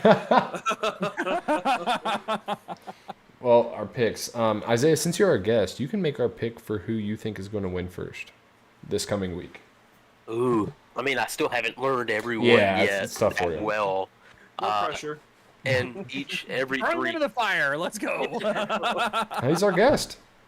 Well, if I look at it strategically, I guess every race that I've done, it's been a different style of track. None of them have been 2 miles yet. So I haven't been around any of y'all in a 2 mile. I definitely really like the 2 mile racing. Like Richard said, it fits the car really well. A lot of good battles, and people who you don't expect to be fast probably can be fast, especially with that draft, like you said, Carl. So, man, tire saving's a big deal too, unless you're getting pushed and, or pushed for a battle and you got to race hard to stay in your position or not lose too much of the draft. There's a lot at play, and I'll say someone who Woods, I mean, he seems like he's there. Like, the guy figures something out. All 3 races, he's been there. Like, you don't think he's going to be there at the first part, because he's not. And then he's there at the end. Kind of like Kevin Harvick, the closer. Like, he blew my mind on dirt. I'm a big dirt guy, and like, I knew, I was like, that bottom in these cars, it's not going to work. And there he is, like, passing me on the bottom, and I'm like, oh my goodness. Thankfully, I was able to work around him, but it was hard. So he's very smart, and I can tell that he thinks about these races, and he learns from others around him. That's a really good thing to have, is when you can learn by someone. I mean, that gap I had at Bristol, he found a way to push me pretty hard there. So I'm going to go with Woods there. Yeah, that's a great pick. That is a solid Smart pick. guy. He is one of the most Smart skilled we racer. have and one Smart of the racer. smartest. Before us three pick. Yep, I saw. Just remember, Gavin Rogers is off the table. Gavin. Gavin is not being picked by us. We are picking full-time drivers. Honestly, I wasn't even going to pick Gavin this week regardless. There's extra motivation with the full-time drivers, I think. Gavin's going to have his work cut out for him. It's not going to be easy. Gavin's also Gavin in a Denny doesn't- Hamlin paint scheme. Well, this is just a target on his back, no. so here we go. I don't know, Steven. You with Joey Logano, I think you would look good on the wall. Just saying. Well, I'm just saying, both times this season that I've run the Denny Hamlin scheme, I've been wrecked and my race has been ruined. So there's something up with that scheme, and it is the exact scheme that I just repurposed for him. So that scheme is cursed, I'm telling you. But Carl, go ahead and give us your pick for this week. Oh man, with Johnny Wood on the table, that actually makes things a little more difficult for me. Steven, I'm actually think I'm going to pick you this time because you have done better on the tire saving. You do seem to find a little more speed on the tail end of a run, and that's what Auto Club can kind of develop. I'm not gonna lie, I saw you in some issues in Bristol, and you still ended up second. So you also have that ability to really make up some of those spots. So, Steven, I'm gonna choose you as my winner. You're looking for that second win this season too. You mentioned it earlier. You got Daytona, the first race of the season. How good would it be to feel to close out the season with a win as well? I'd rather it be in the chase, but I appreciate it nonetheless. No, 2 mile track racing is some of my favorite, especially in this car, as that we've all said. I've had some great battles. I remember at Michigan, at least, a handful of times with Gavin and Adam. And Richard, you were involved in that. I think both of you, Richard and Carl, we were involved in that whole situation. But no, it's a fun track. And man, you put the pressure on me going into the playoffs. I think you did that to make me slip up, and so you can catch me. It's all mind games, buddy. It is. It is. Oh, goodness. And Richard, I'm going to take my pick before you do because every week my pick seems to get taken. So I'm not letting that happen this week. And with that said, I'm going Dustin Stallings this week. Dustin is long overdue for his first win in the Bucket Cup Series. He's super talented. He's great at saving his tires on the long run. I know it's not a short track, and I did say earlier I think he's our best short track driver, but also 2 mile tracks I think he really excels at. I do remember our recruitment race before our season 2 started and kicked off. He was stupid fast here at Auto Club. I know the car might have changed a little bit, but at the end of the day, he knows how to drive it and he knows how to make the best out of that situation. Dustin Stallings. You know, I want to.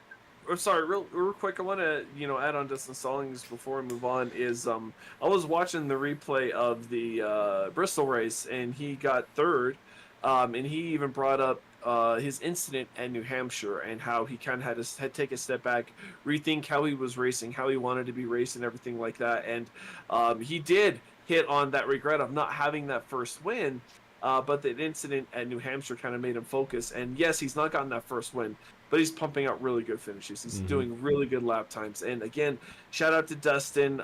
It takes a huge person to, introspect and say, hey, maybe I need to change something. And I think he's done that. And he's done that to a really, really good effect here in the BRB Racing League. And so Dustin, I think, is a good log. And I think he is due for that win. He really deserves that win. Most definitely. There's some guys that really deserve a win here, and I think he is the most overdue at this point. No offense, Carl. That's not taken. Not taken. Hey, Carl got a win, all right? We got our in-class. We got our in-class win at the 6 Hours of the Glen. Okay. Oh, I thought you were gonna say the All-Star race from season 1. No, that doesn't. None of those actually make you feel any better. So many mistakes at the Glen, and that All-Star race is just because I was fourth in the other 3 rats. Isaiah, just so you know, our All-Star race in season 1 was Mosa's, so the open wheel car at Michigan. And it was just an insanely tight pack with no damage model on, so we were all just wrecking like crazy. And Carl ended up getting his first win, Awesome. First league win. It was not a points-paying win. It wasn't broadcasted. I don't count it. It does not count. I don't count it. That's fair. That's fair. All right, Richard, who you got for us? So I was going to pick. Rev actually said he's got a dark horse pick, and actually I was thinking about him until I started thinking about more after you guys were picking. But Jamie Plord, like that's a dark horse pick from Rev. And I'll give him a shout out. Like he was actually on my list to pick for Auto Club. He's been doing really well, and I mean I remember racing with him back in Wicked. I mean, he was still. It seemed like he was still learning, trying to get the grasp of a lot of stuff. And this season, he has really came out of his shell and has improved extremely well. And he, like Rev was saying, he's got a really good chance at taking home the win at Auto Club. And he was going to be my pick, but after close thinking, I mean, we have two drivers that are in a very, very tight fight for the regular season championship, and it's a hard pick for both of them, but I really think that Adam, he's got a fire under his ass right now, and as much as he probably doesn't want to admit it, I bet he really wants that regular season championship win. I mean, he'll probably tell us no, or I could be wrong, and he might be like, yeah, no, I he totally would definitely say he wants it. But I think Adam could really pull off a win from Auto Club, because he's right there. He closed a massive gap. And Grant, that was partially my fault because I took out Mason lap 1, and I feel completely awful about that. But I really think Adam could totally pull off. No, I'll totally admit I want that thing. But I think Adam could pull off a win at Auto Club with some really good stage points. Of course, he's also got to hope that Mason doesn't, have an extremely good day also. If he wrecks Mason and wins the race. Okay, what, he's just going to Austin Dillon Mason? Hey, I didn't say anything. Someone else is in Austin Dillon paint scheme this week, not Adam. Oh, Adam didn't want it. But my pick's Adam. I think, yeah, he's really close to that regular season championship, and I think he really wants it that bad. And he closed a massive gap this past week, so I think he's going to be driving insanely next Tuesday to try to get that win. Yeah, all great picks. And usually it's someone else who can pick. Say that again. Exciting storylines. Like, Very exciting storylines. It makes me excited, like, listening to it all. It's like, I'm not a part of it, and I'm happy about it. But, and that's why we love doing this podcast also. Like, we don't do this for us. We don't really do it for the league. We do it for the drivers because, like, we do. We talk about the drama. We talk about the exciting storylines that are happening and the points. Like, well, it builds storylines, It does. Mm-hmm. And it's I mean, tonight we've had a lot of viewers tonight, and it's awesome. I've seen us up to 12 at one point.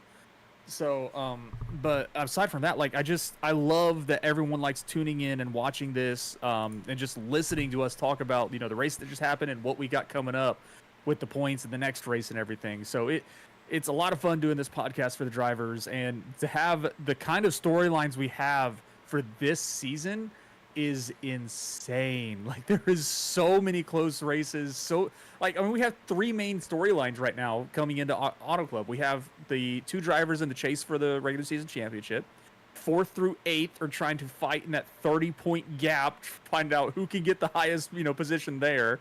And then you have Jamie and Evan trying to fight for that last position in the chase. Like, that's quite a bit of storylines for just shy of a 20-car field coming into the last race of the regular season.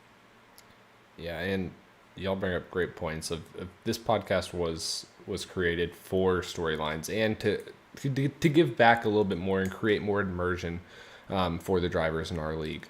At the end of the day, this is not our day jobs. Like, this is what we do for fun. So why not try to make it as fun as we can and try to be like in the shoes of these real stock car drivers that go through this and go through these real scenarios of this is what we dream to be. And I just want to give credit to the first league I ever joined. Was really what gave the idea of the podcast. It was Sidewinder Racing League with Adam. Adam was the admin at the time, and it was a big conglomerate they had multiple leagues, and they had a podcast each week, which I thought was the coolest thing ever. You're telling me, first of all, I just found out about iRacing and league racing. Like, you're telling me they have leagues and they have a podcast that covers the leagues? I'm like, that is the coolest thing. And at the end of the day, like, Carl, myself, and Richard, like, we don't get paid for any of this. Like, we are doing this out of just pure fun and enjoyment, and what it gives back to all of our drivers. So it's really awesome. And glad to be here with these guys, doing this each week. I thought Richard wasn't going to be here today, but he blessed me with his presence. But yeah. I am BRB Jesus. No, whoa, blasphemy. I'm kidding. Blasphemy. What's going on over here? I felt the air quotes there. You know, another thing I was thinking about when you were talking about more drivers coming in, there's more stakes to that penalty-wise during the race. So, like, if you were to you're running good, 50 to go, I'm not trying to terrify anyone, but 50 to go, you're running really good, you're looking really good, and you accidentally cause a wreck, and you get a penalty in EOL. That's more cars you got to start behind to try to get your way back up. So that's another, it's risk versus reward on how you race people, especially if you're in the playoffs. You got to think about those things like, man, should I slide this guy right now?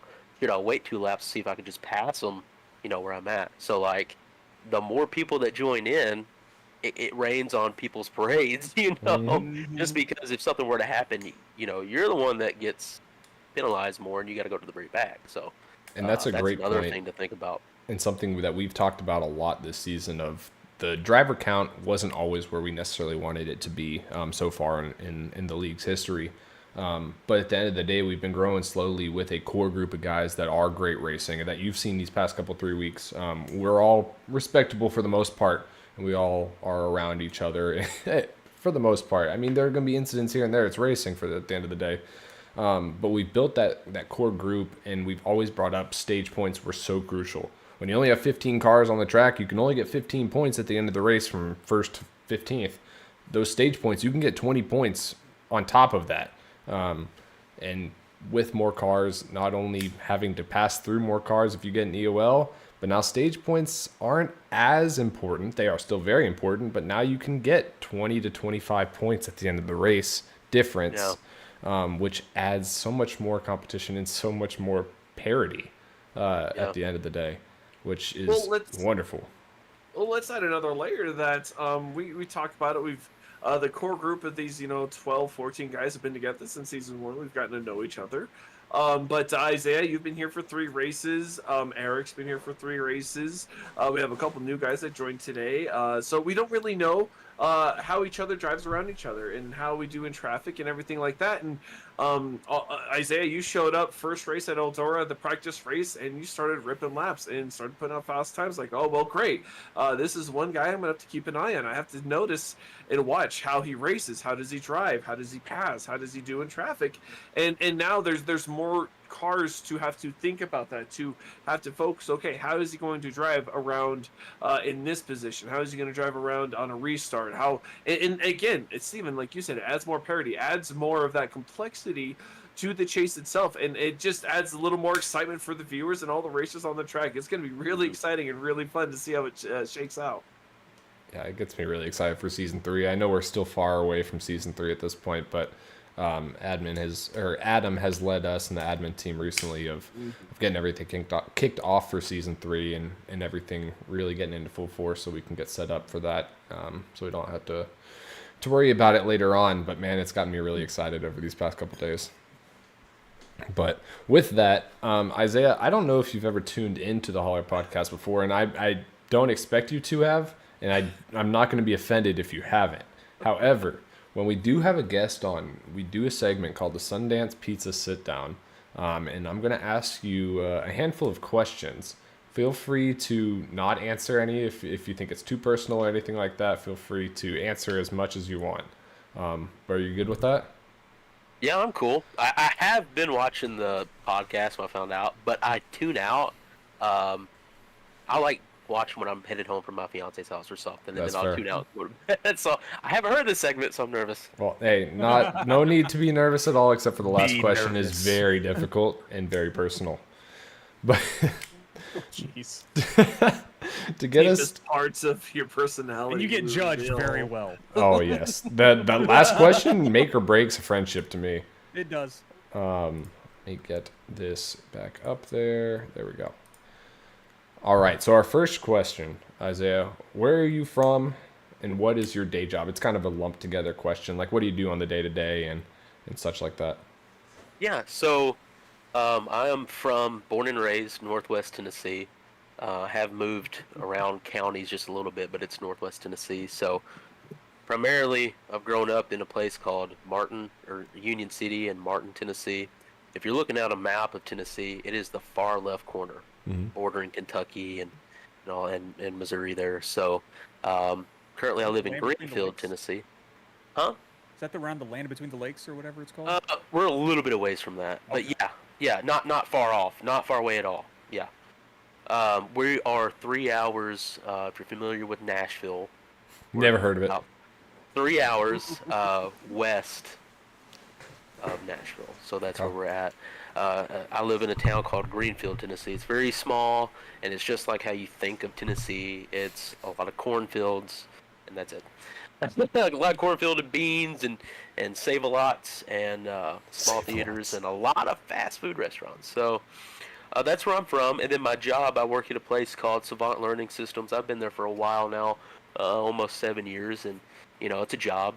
Uh, it is what it is. I enjoy the people that I work with. A lot of them tune in and watch races through the years that I've been with them. Um, One of my sponsors, Virtual Academy, that's one of the things that we offer at my job. So, Virtual Academy is online police officer training. Okay. So basically, courses that are required for them to take, they take through us. And we also have a college campus that uses us as well. We call that side of things VCamp. So Virtual Academy cop stuff, VCamp college student stuff, and it's all online course training. And I'm tier 3 support for the company, and I also do cloud management and help build the courses that go on the websites. It's really neat. Really unique. I don't think I've ever met someone in a similar role there. But when you said when you think of Tennessee, I don't think of cornfields and beans. I mean that's just What do you me. think of? What do you think of? I Rolling think hills and mountains. yeah. Okay, well that's east. Yeah. You get your mountains in That's east. that's We have God's hills. country. We have really hilly places, but you go right down the road to Lake County, where I don't know if you've ever heard of Reelfoot Lake or not. It was a lake created by a really large earthquake that happened, because we're right on the fault line that just ends it all. By the way, if you guys knew that, that's where we're at. If that goes off, bye everyone. Awesome. But it's really hilly. But as soon as you get down to what we call Lake County in Sandburg, where the lake is, it is so flat. You can see for miles and miles and miles. It is paper thin flat. So I believe it varies. It varies. Yeah, see, I'm from new to Indiana, and Go ahead. Indiana is cornfields upon cornfields upon cornfields and bean fields. So Yeah. anytime I've driven through Tennessee, it's always been just mountains and hills. and I'm new to Tennessee myself. Northeast. I live in Northeast Tennessee now. Recently moved here about 3 months ago. Mountains. Yeah, mountains and mountains and hills, and That's I mean, where it's at. at the end of the day, though, I will say I have a cornfield that is literally 20 feet in front of my house. Bro, So There you corn exists, but the beans situation, like that's a whole different thing. And we hear about it all the time. He loves watching that corn. I grow. love this He corn. really does. I honestly, this corn that grows in front of my house is it's my baby. I watch it every morning, and I measure it sometimes. I go out there and take a look at how it's doing. I'm a little worried for Steven when they have to harvest it here a little bit. Yeah, it's still about 2 or 3 weeks out. We'll be fine. It's still close. It's been a tough season for it. It's been dry out here. But moving on, I have an idea of who it is, so I'll ask it in 2 questions as well. Who's your favorite NASCAR driver? And I'll go past and present. Okay. Jeff Gordon. I've always Great choice. I don't even know, like, I can't even remember the story. I'd have to call Dad, but like, I'm thinking when I was really young, he would turn on the races every now and then, and I would always point at Jeff Gordon's car. I don't have memory of that. I was really, maybe baby almost, like just started walking. I'm pointing at TV, colorful car. I was born in '95, so I do have. Once I turned like 4 or 5, I do have memories of the Rainbow Warrior on track, and that was just always who I rooted for. And I think my dad rooted for him as well. So that also led to my love for Jeff Gordon. But yeah, I just think he's just a really smart driver. He earned his respect. The guy was great, and just he knew where to put that car, and he knew how to be there at the end. So, always rooted for him.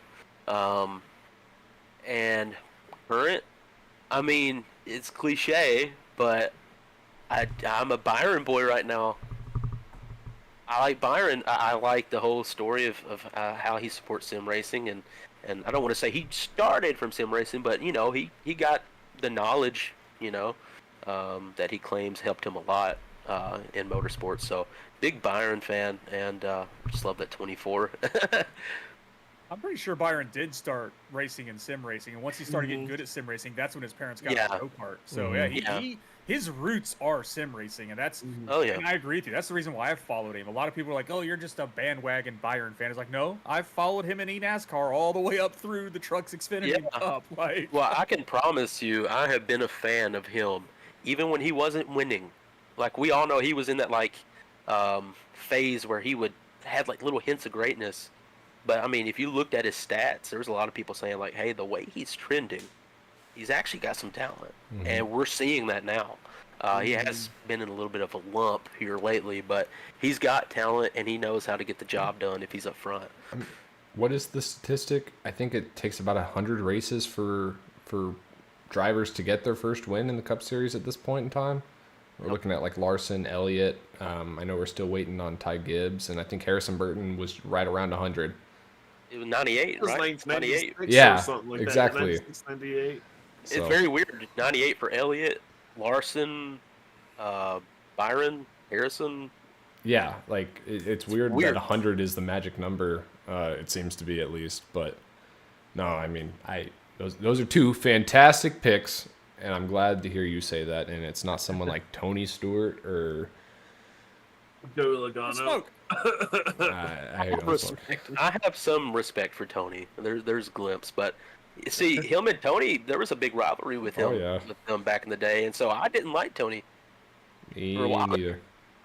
I was like, hey, you got mad at my boy, so. My best friend's dad was a Tony Stewart fan growing up, and it made me hate him even more and more. But moving on from that, we'll get into the iRacing side a little bit. I think you mentioned earlier that you had been iRacing since 2011. Was that right? Yeah. So what got you into iRacing? Me and my mom talk about this a lot, actually.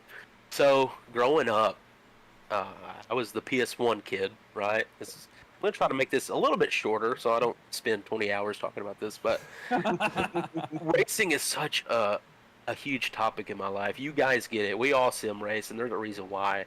We grew up, or we found it recently. It doesn't matter, but there's something racing just does. Watching it and doing it nothing else matters in this world, and we can all relate to that.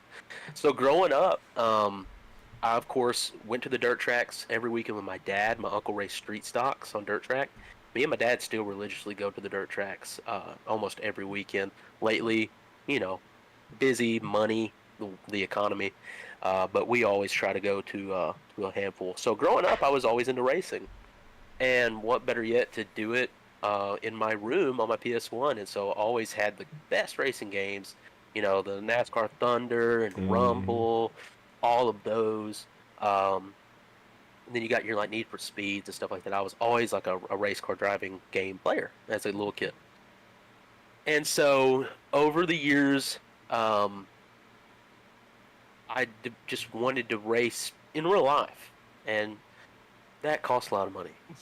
Yeah, that's why we're here right now. I mean, this costs a lot of money too. That's not it. This isn't cheap either. I've got a very nice PC with a G27 because look, the PC was more important than the wheel. So a plastic table right now in a play seat. So it is expensive. So there's not a doubt in my mind that any one of us, if we had the opportunity, we could probably hop in a car and try to figure it out. And this definitely has helped us what we're doing for this amount of years. And we would love it, but we don't. So I've always wanted to race in real life, and I've never gotten the opportunity. I did have a race cart that my dad bought for me. It was a Animal Junior or whatnot. It was a quick one, had a Predator motor on it. We were going to dirt track race it, but tires were just so expensive and we couldn't afford it. So started watching YouTube videos. And here's this like really cool thing that's on a PC called NR 2003, and man, like how do I play that? And I was like, maybe 14, 13, and oh, it's a computer game. Okay, well, our computer's trash, you know, so maybe it'll work. I don't know. So I tell Dad, I'm like, Dad, there's this NR 2003. It's like a simulator, and I want to get it. There's like realistic crashes in it and all this stuff. It looks fun. And so I found a copy. That sim was expensive. It was a box copy of NR 2003. It was like 70 something dollars. Like people wanted that. I guess like it was prized possession. It was a big deal then at that time. Yeah. And I don't know exactly what year it was, but it held its value for that long because people wanted a sim race, and this is where you got it. So I bought that. I didn't have a wheel or nothing. Just played it on the keyboard and wrecked and all this stuff. Made like a YouTube channel. I did like crash compilations because I couldn't drive the car because I was on keyboard. Are these videos still active? I don't think so. I'd have to look. I'd have to look sometime and see. But it's been so long. I think YouTube deleted a lot of channels. I don't know where. Okay. Now we get into iRacing. Every day, like after school where I lived, I would go to the library, or if I came home, I would like hop on YouTube for a little bit and just watch like gaming videos or racing videos and stuff.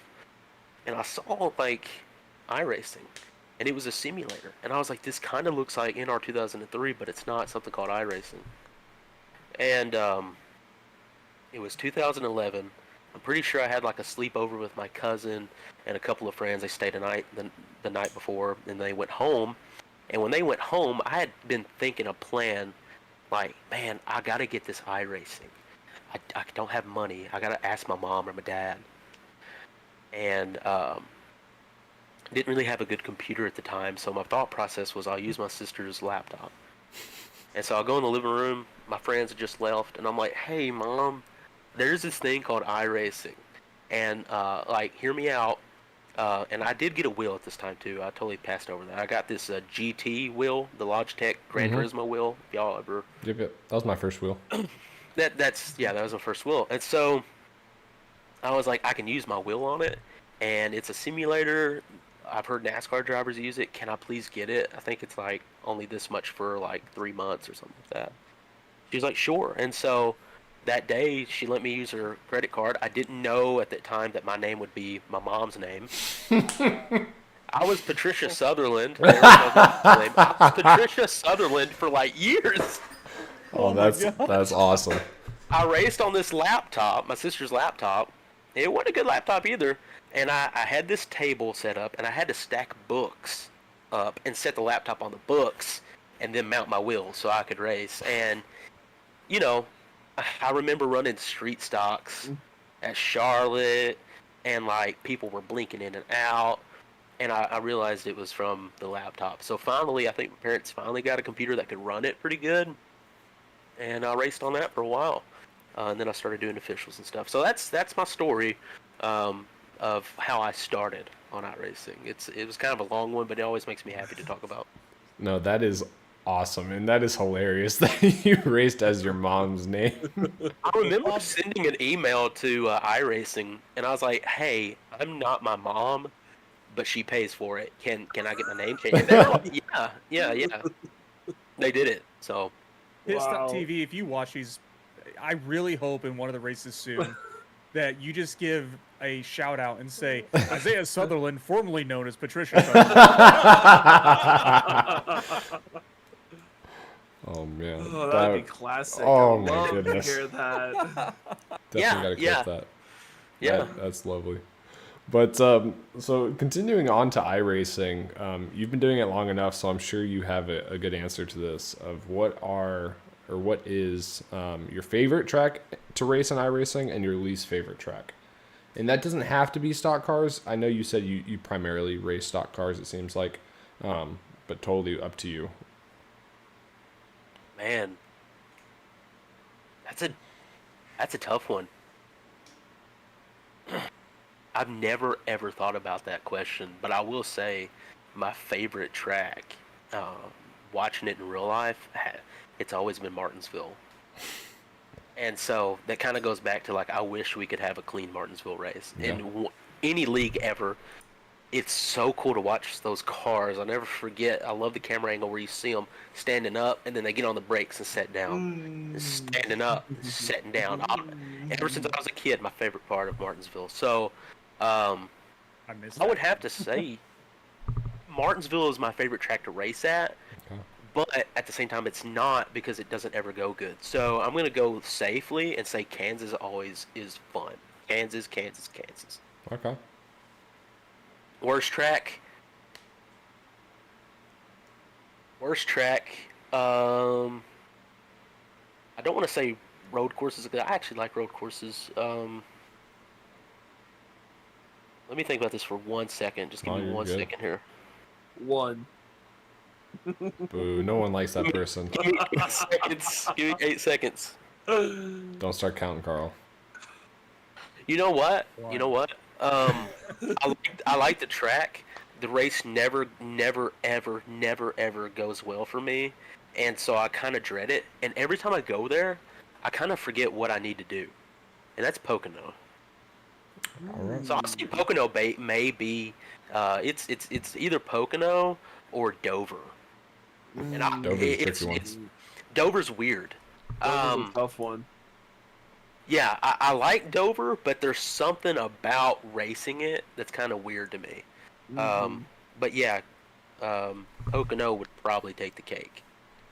I think that's the first time we've had Pocono as the least favorite track. Yeah, no kidding. It's weird. Every time I go there, it's like, man, like, what do I need to do again? No, it is So- difficult. I mean, each corner is so different. They don't And call it there's the only tricky 3 of triangle them. for nothing. Yeah, it's tricky. Yeah. It's tricky, and it never goes well for me. I don't think I've ever gotten a win there. That was like with Adam with Chicagoland until he ended up winning out of nowhere. So hey, who knows? Maybe next season we go to Pocono and you end up winning it. I hope. I don't know. Probably not. I hope I'm not foreshadowing this into next season. I can pull this clip.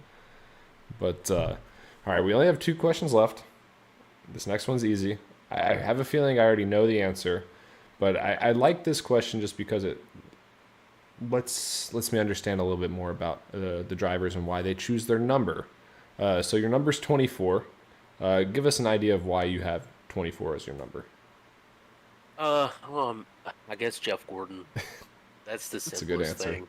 I do think the number looks good, and that may be because I was a big fan of Jeff Gordon, but I love the aardvark yellow 24. It looks really good. Now, I will say, yeah, I actually don't have anything else to add. It's just because of Jeff Gordon. You know, he's iconic. Oh, that's a great answer. It's funny because I was also a Jeff Gordon fan growing up. Huge Jeff Gordon fan. Didn't care about anyone else besides Jeff. And then I remember when Kobe Bryant changed his number to 24.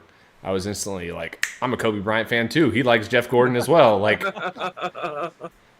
24 just has it. It's anyone that's 24. I'm automatically a fan. What, Richard? Love the number. Rev just put in the broadcast notes that Isaiah's former name on iRacing was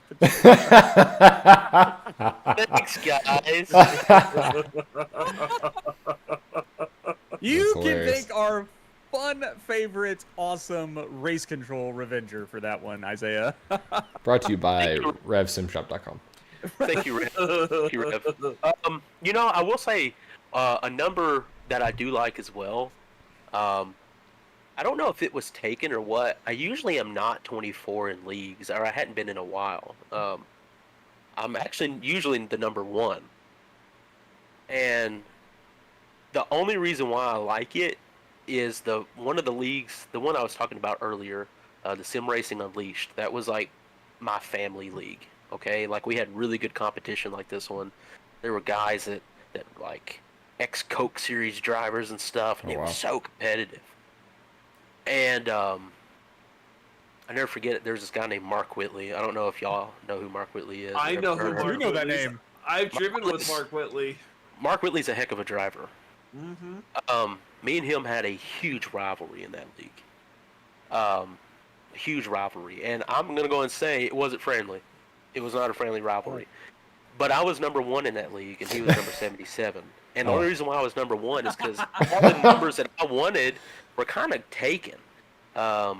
So I chose number 1 because it was like, well, I don't want to be 0-1, so I'll be number 1. And I ended up winning the championship back-to-back, season 12 and season 13, and it was really a big rivalry between me and him and a couple other really good drivers. And so I'm really proud. Like, I have the trophies with the number 1 on my car up there. So that's also a number that I like. Like, if it's open, I'll be number 1. Well, I think we do. Am I mistaken that we have it open? Is it? I could be wrong, but off the top of my head, I don't think there is a number 1. The only number 1 I knew of was Mike Thomas, but that was a previous league. Number 1 is open. It's open? Yeah. Yes, sir. So feel free to. We might see a number change from Isaiah Yeah. next season. I might change it, and the only reason why is because after I won those 2 championships, I felt like I don't want to say good luck. I mean, I believe in being blessed, but like I feel good having that number on my car. Well, maybe we shouldn't let him change his number to number 1 if he won back-to-back championships as number 1. Well, you know, another cool thing is, like, this league was popping at that time. They were making shirts Oh, that's as awesome. trophies too. So like they made plaques and they made shirts. This league had like a lot of good people in it. Really good people. I'm not trying to work it up or anything, but they did. Like, it was one of the times where I was like, wow, like, this league's no joke. I got to work for this.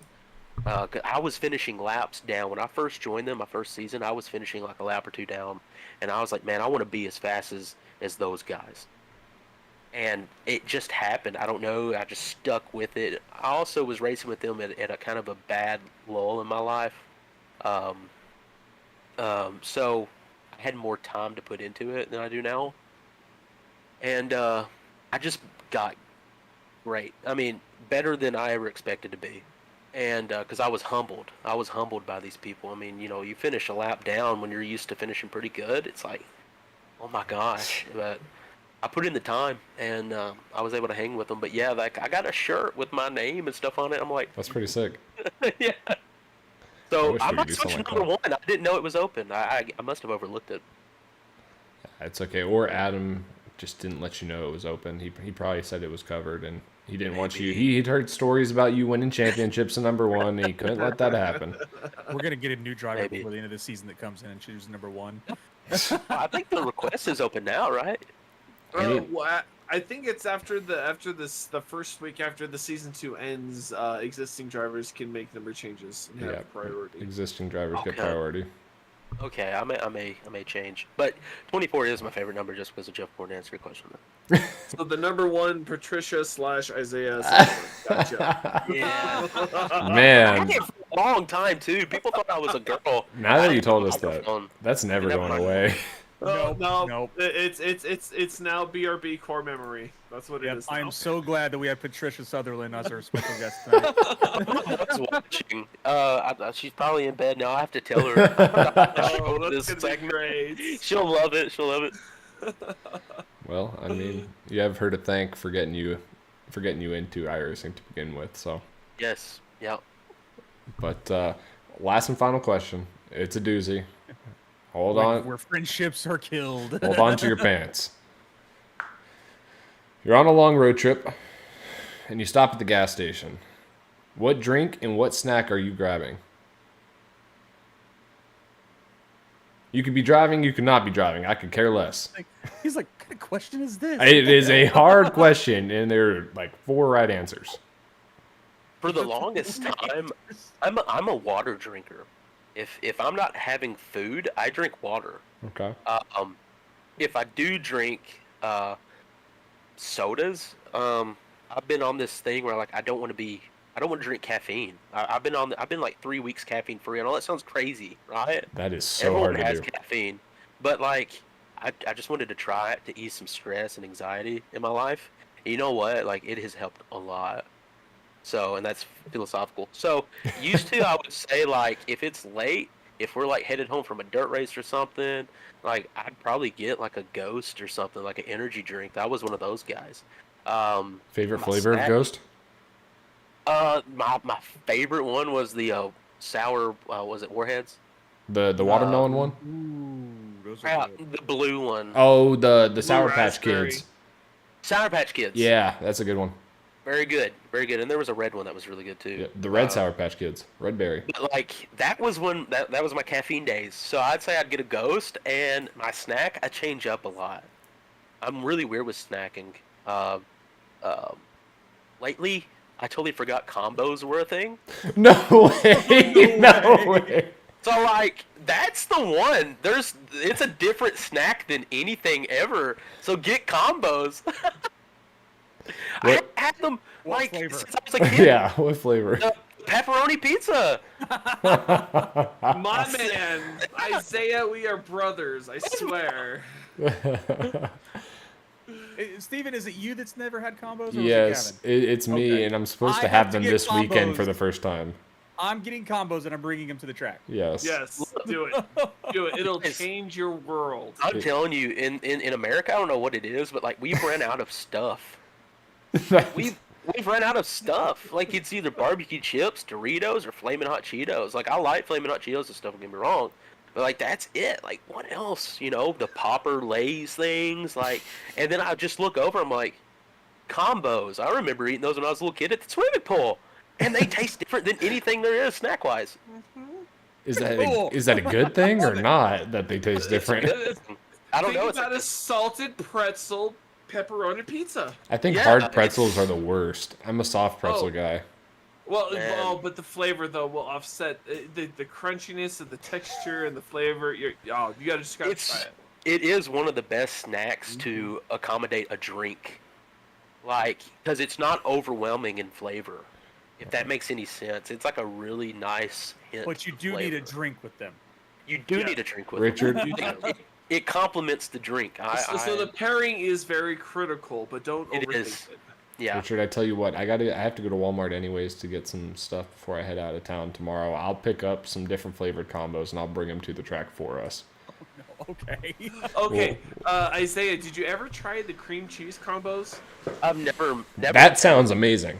Okay, sounds cream terrible. cheese and salted. You had a salted pretzel. I It was love a- cream it- cheese. It was a salty sweet snack, and if it's not the pepperoni pizza, it's those cream cheese ones because it's a salty sweet treat. So good, so I'll give them a delicious. try. I'll have to All try right, them. hear me out here. Mm-hmm. In college, there was this one place in Stillwater called the Curdy Shack, and it's a hot dog stand off the bar street.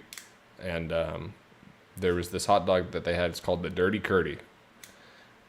It has cream cheese, Cincinnati chili, crushed up chips, and cheddar cheese like shreds on it. It is the greatest thing in the world, and I That will sounds stand good. by that. Cream cheese on a hot dog doesn't sound like it belongs, but I promise you, it takes it to the next level. I'll eat anything, so that sounds great. Yes. So if you ever I'm the find least yourself in picky person. Stillwater, Oklahoma, go to the Curdy Shack. But no, well, that's all my questions. So thank you so much the for. creamy weenie ALWC. Oh, that's Did you- hilarious. You just pull up the menu. I think that one's without the chili. Oh man. Let's not ever say creamy weenie ever again. No, if you're ordering that from them, you don't belong. But What it's called? that's a different dog. I think that one's without chili. So someone in YouTube they just said that, but it's actually a menu item. Oh yeah, it 100% is a menu Wow. item. You're joking? I thought you just. And it's been like that for at least 10 or not 15 years. So yeah. But hey, man. they are amazing. But Isaiah, thank you so much for answering these hard hitting questions and allowing us to get to know you a little bit more. And hopefully the drivers that are watching this at least get to know you a little bit more by that as well. It's something that we like to do, and we've been slacking on our guests this season, and that is my fault. With all the move and everything coming up, it slipped my mind. But Carl and Richard got me on the right track to getting our guests back in order. And we appreciate that. And this Sundance Pizza Sit Down was brought to you by Sundance Pizza. Sunday. What a thought! I know. Who would have thought? And you can try Sundance Pizza in Wickenburg, Arizona. Richard, what's the phone number? Oh, I missed it. I don't know. All right. Number hyphen number hyphen number. You got it. So I'm not gonna lie, if I ever find myself in that area, I'm gonna totally dial them up and get some pizza. I'm so curious. And I will actually wait until Gavin's working, and just to make him angry, I will make sure to order pineapple on my pizza.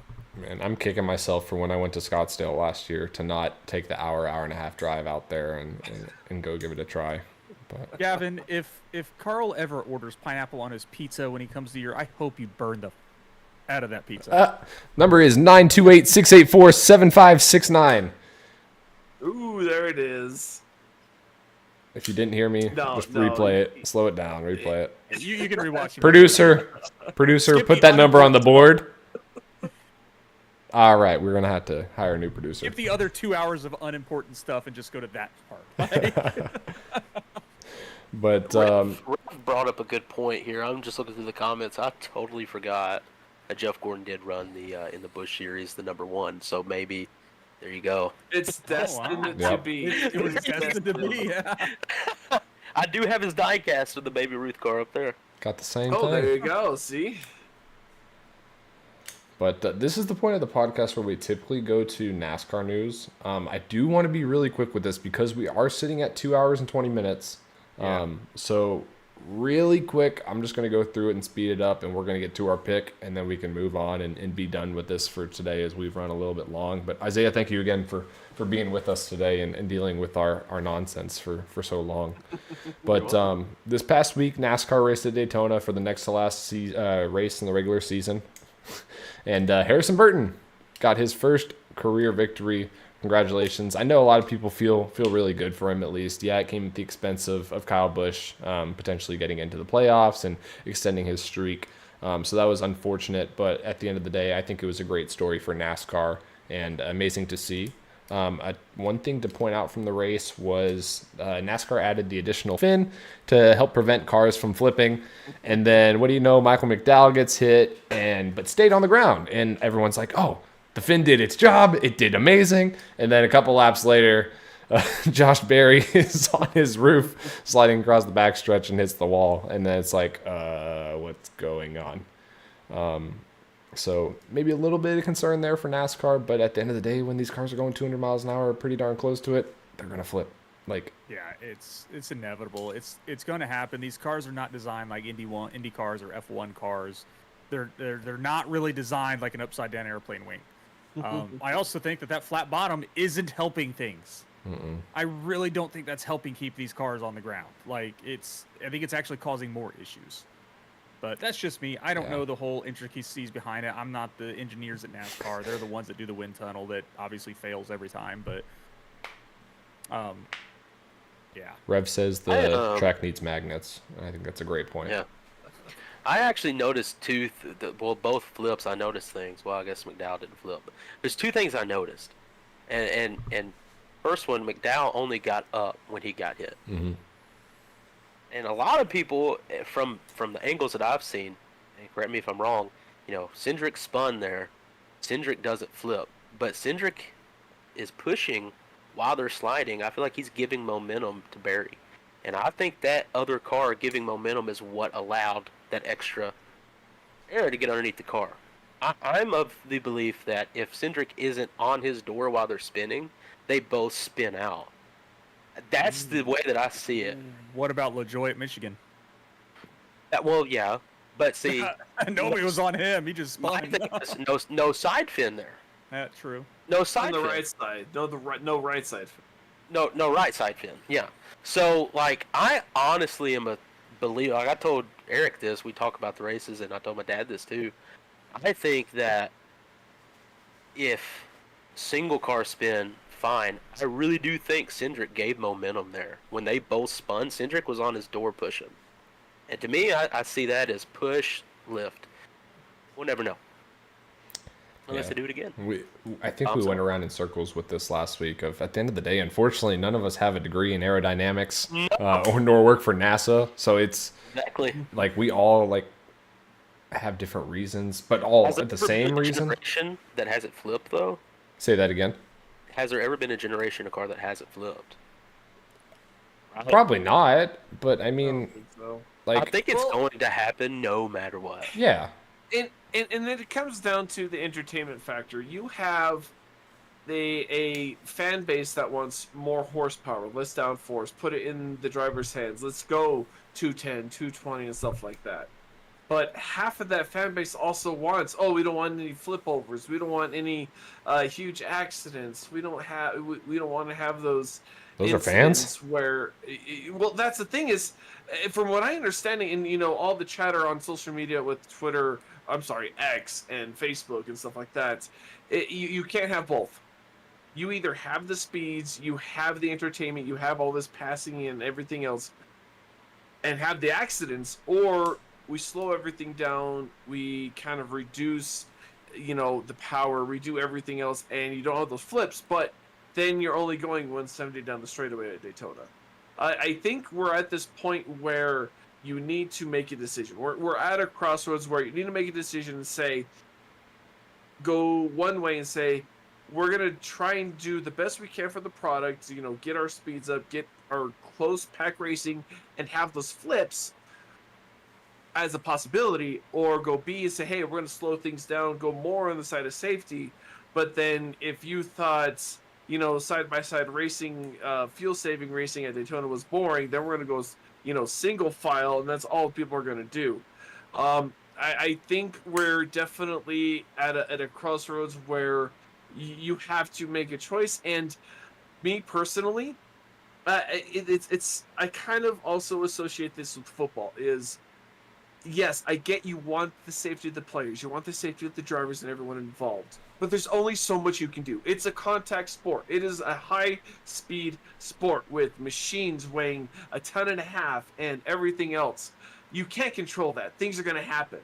So, yes, they have given so many safety features. Let's look at the Newman bar after Daytona a couple of years ago. That was a new installation on the chassis. So NASCAR isn't blind to all these things, but they are doing their best while trying to give the best product on the track. And NASCAR's in a tough place where there's two sides, shouting equally, and you gotta take a stance. And I think NASCAR's trying to keep those speeds up and just embrace, maybe not embracing, but saying, hey, this is gonna happen. Mm-hmm. We're racing 200 miles an hour, and this is the car we have.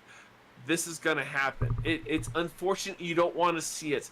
I didn't like seeing Josh Berry hit the inside wall at Talladega at 150 on his roof, because there's no grip, there's no traction, there's no stopping. He's going to hit that, and there's nothing he can do upside down. That is unfortunate, but that is also the risk that is inherent with motorsports racing. And that's what I've said. Like, they know what they're signing up for when they started this. Like, it's not like they just decided to wake up one morning. It's like, I'm going to sign up to be a professional race car driver. And, now they're like, oh my God, these cars flip. It's like, no, they know what they signed up for. They've been doing it their entire life from when they started racing. Yeah. Like, it's the nature of the beast. Do I agree with doing features to keep the drivers safe when things like this happen? Of course. The Newman bar, the Hans devices, all of that, like, has been phenomenal. But I mean, look at the next gen before they did the rear end enhancements beforehand. You ruined Kurt Busch's career because you made the rear end too stiff. Like, that's not a safety thing. Yeah. Like, good job on that one. But like, and that was such a small wreck. Like, he just backed up into the wall and it completely ruined his career. That's not a car flipping upside down and him getting out walking away going, hey, I'm good, guys. Like, they've done phenomenal work with the safety features of these cars. They need to stop trying to reduce things that are completely out of control. Like, and I'm sorry, cars flipping at 200 mile an hour, that is bound to happen when a car goes sideways. Into a 20 mile an hour headwind. Into a 20 mile an hour headwind. And to echo that, I found it really funny. Maybe funny is not the right word, but yes, Josh Berry's incident was very scary to watch. You never want to see a car upside down hit a wall as quick as he did. But he got out of the car. He went to the infield care center. He gave an interview afterwards, and he's like, honestly, it wasn't as bad as it even probably looked. Like, he came out like nothing happened. And I think Denny Hamlin also said on his podcast this past week he would rather be flipped in this car than hit something head on, hit a wall head on. Yeah. So it just shows the testament of these cars upside down, while inherently maybe aren't safe because they're upside down, but they are very solid and very safe from a Yeah. whole perspective. And it's kind of the nature of the beast, like y'all have said. Like they know what they're signing up for, and you're a race car driver. Some instances like this may happen, but we're doing what we can to protect you. On top of the car changes they're making, since Ryan Preece's wreck at Daytona last year, which was also a blowover, a huge flip, they actually paved that section of track to, asphalt. Well, it doesn't look like they paved enough, because if you watch the Xfinity wreck on Friday, and then Saturday comes the Cup race, you saw the divots from the first wreck. They were in the exact same location. So again, does this also throw into a conversation? Do you pave it all, or do what Charlotte did and do AstroTurf? But we saw what Charlotte did with that drainage ditch and that rolled cars. So again, even on the track safety things, there's no easy answer, except trial and error, and we don't know until it happens. And again, the nature of motorsports. About that grass in the backstretch, real quick. Harrison Burton went through what would have been that grass in the backstretch and probably would not have won this race if it was a year ago. I found that very interesting. Go ahead, Richard. No, go ahead. Go ahead. When you were talking about John Preece, again, another theory here is he hit the turtle when he spun. What? When he flipped last year at Daytona. Oh, Ryan Preece. Ryan Preece, sorry. He hit the turtle. And I believe the turtle launched his car. Why, the curbing for the road course? Yeah. He goes over that. Yeah. I don't think there was a curb there where he slid though. I think that was just the. But there is a transition. Yeah, it's the transition from the asphalt to the grass. So. Yeah. I believe transition and where the turtle was, because he goes right over the turtle. Yeah. But echoing, that was a good word you used, Steven. Carl, with the flip and the speeds, and if they slow them down and whatnot, I really think that NASCAR knows, especially at super speedways. I think they perfected the speed of enjoyment, or the enjoyment, however fast they're going. So like super speedways, we're seeing that 200 number in draft. That's what people want, and we're still getting 200 at Michigan. And NASCAR knows, they know, if they go below that 200 number, that's not a good marketing tool for number one, and fans don't want to see it. I don't think they need to be going 220, 215. But they have to go 200, and NASCAR knows that. And like Richard said, wrecks are going to happen, flips are going to happen, and these cars, I'd say that they have done a wonderful job making them as safe as they have. Yeah, I just blanked. Sorry, goodness. Well, I mean, for safety of the cars, also. I mean, two of the most recent wrecks that we've seen that have been severely nasty wrecks. And I'm not even talking about this year or last year, but and not even NASCAR for both of them. Formula One, Grosjean, where he just 3 years ago darted straight into the guardrail. The car exploded into flames. The dude literally stood out of the car and walked away from it. Yeah. Like, holy cow! If they didn't have the halo that they put on those cars, he would be literally decapitated. Sorry, the be all graphic. He would have been decapitated and then burned alive.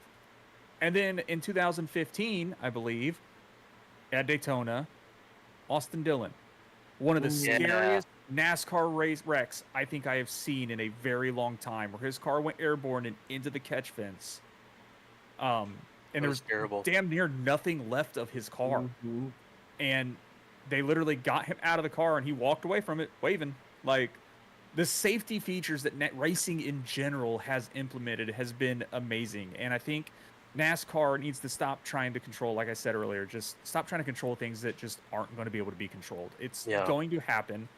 It's almost impossible to stop it. I agree. Well, I mean, let's look at Ryan Newman's wreck at 2022 at Daytona. 2020. Or 2020, actually, yeah. It was an absolute insane wreck. He gets airborne, gets hit, 180, 190 in the driver's A pillar right there. Yes, they kept him over and made sure he was doing fine at the care center for what 3 or 4 days. But he walks out hand in hand with his daughters, like. And of course now there's a bar in place that really helped reduce some of that impact to the driver.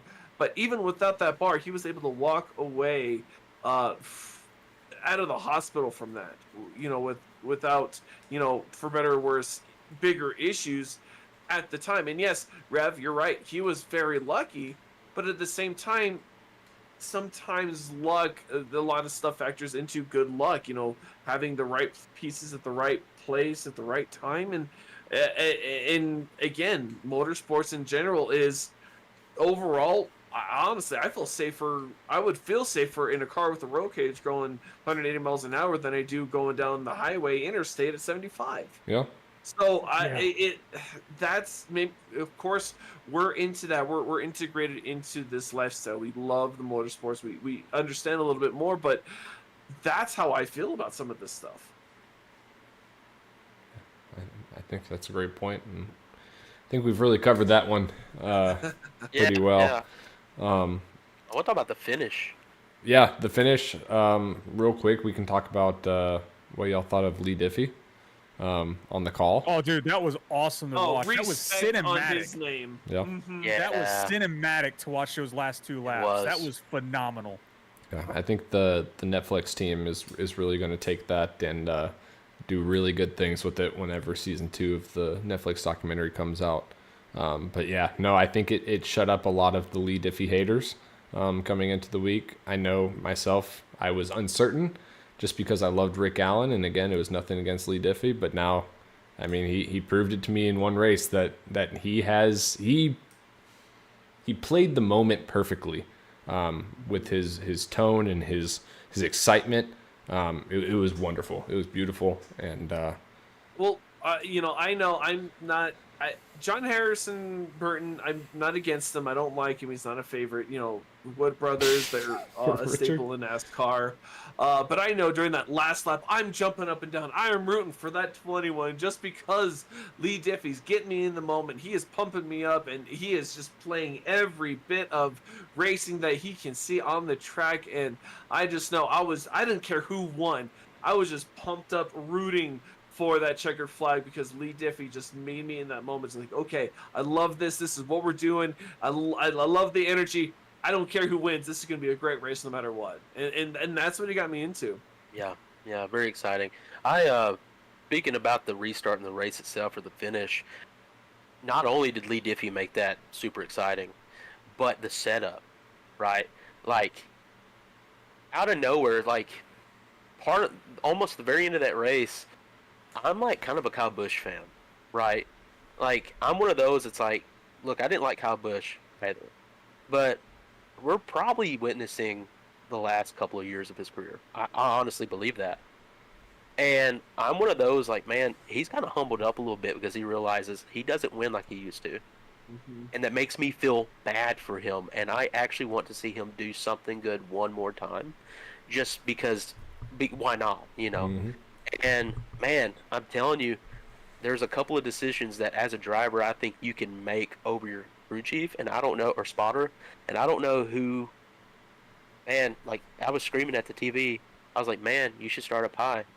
But the setup, like I said, all of a sudden I'm like, that's right. Harrison is still in this race.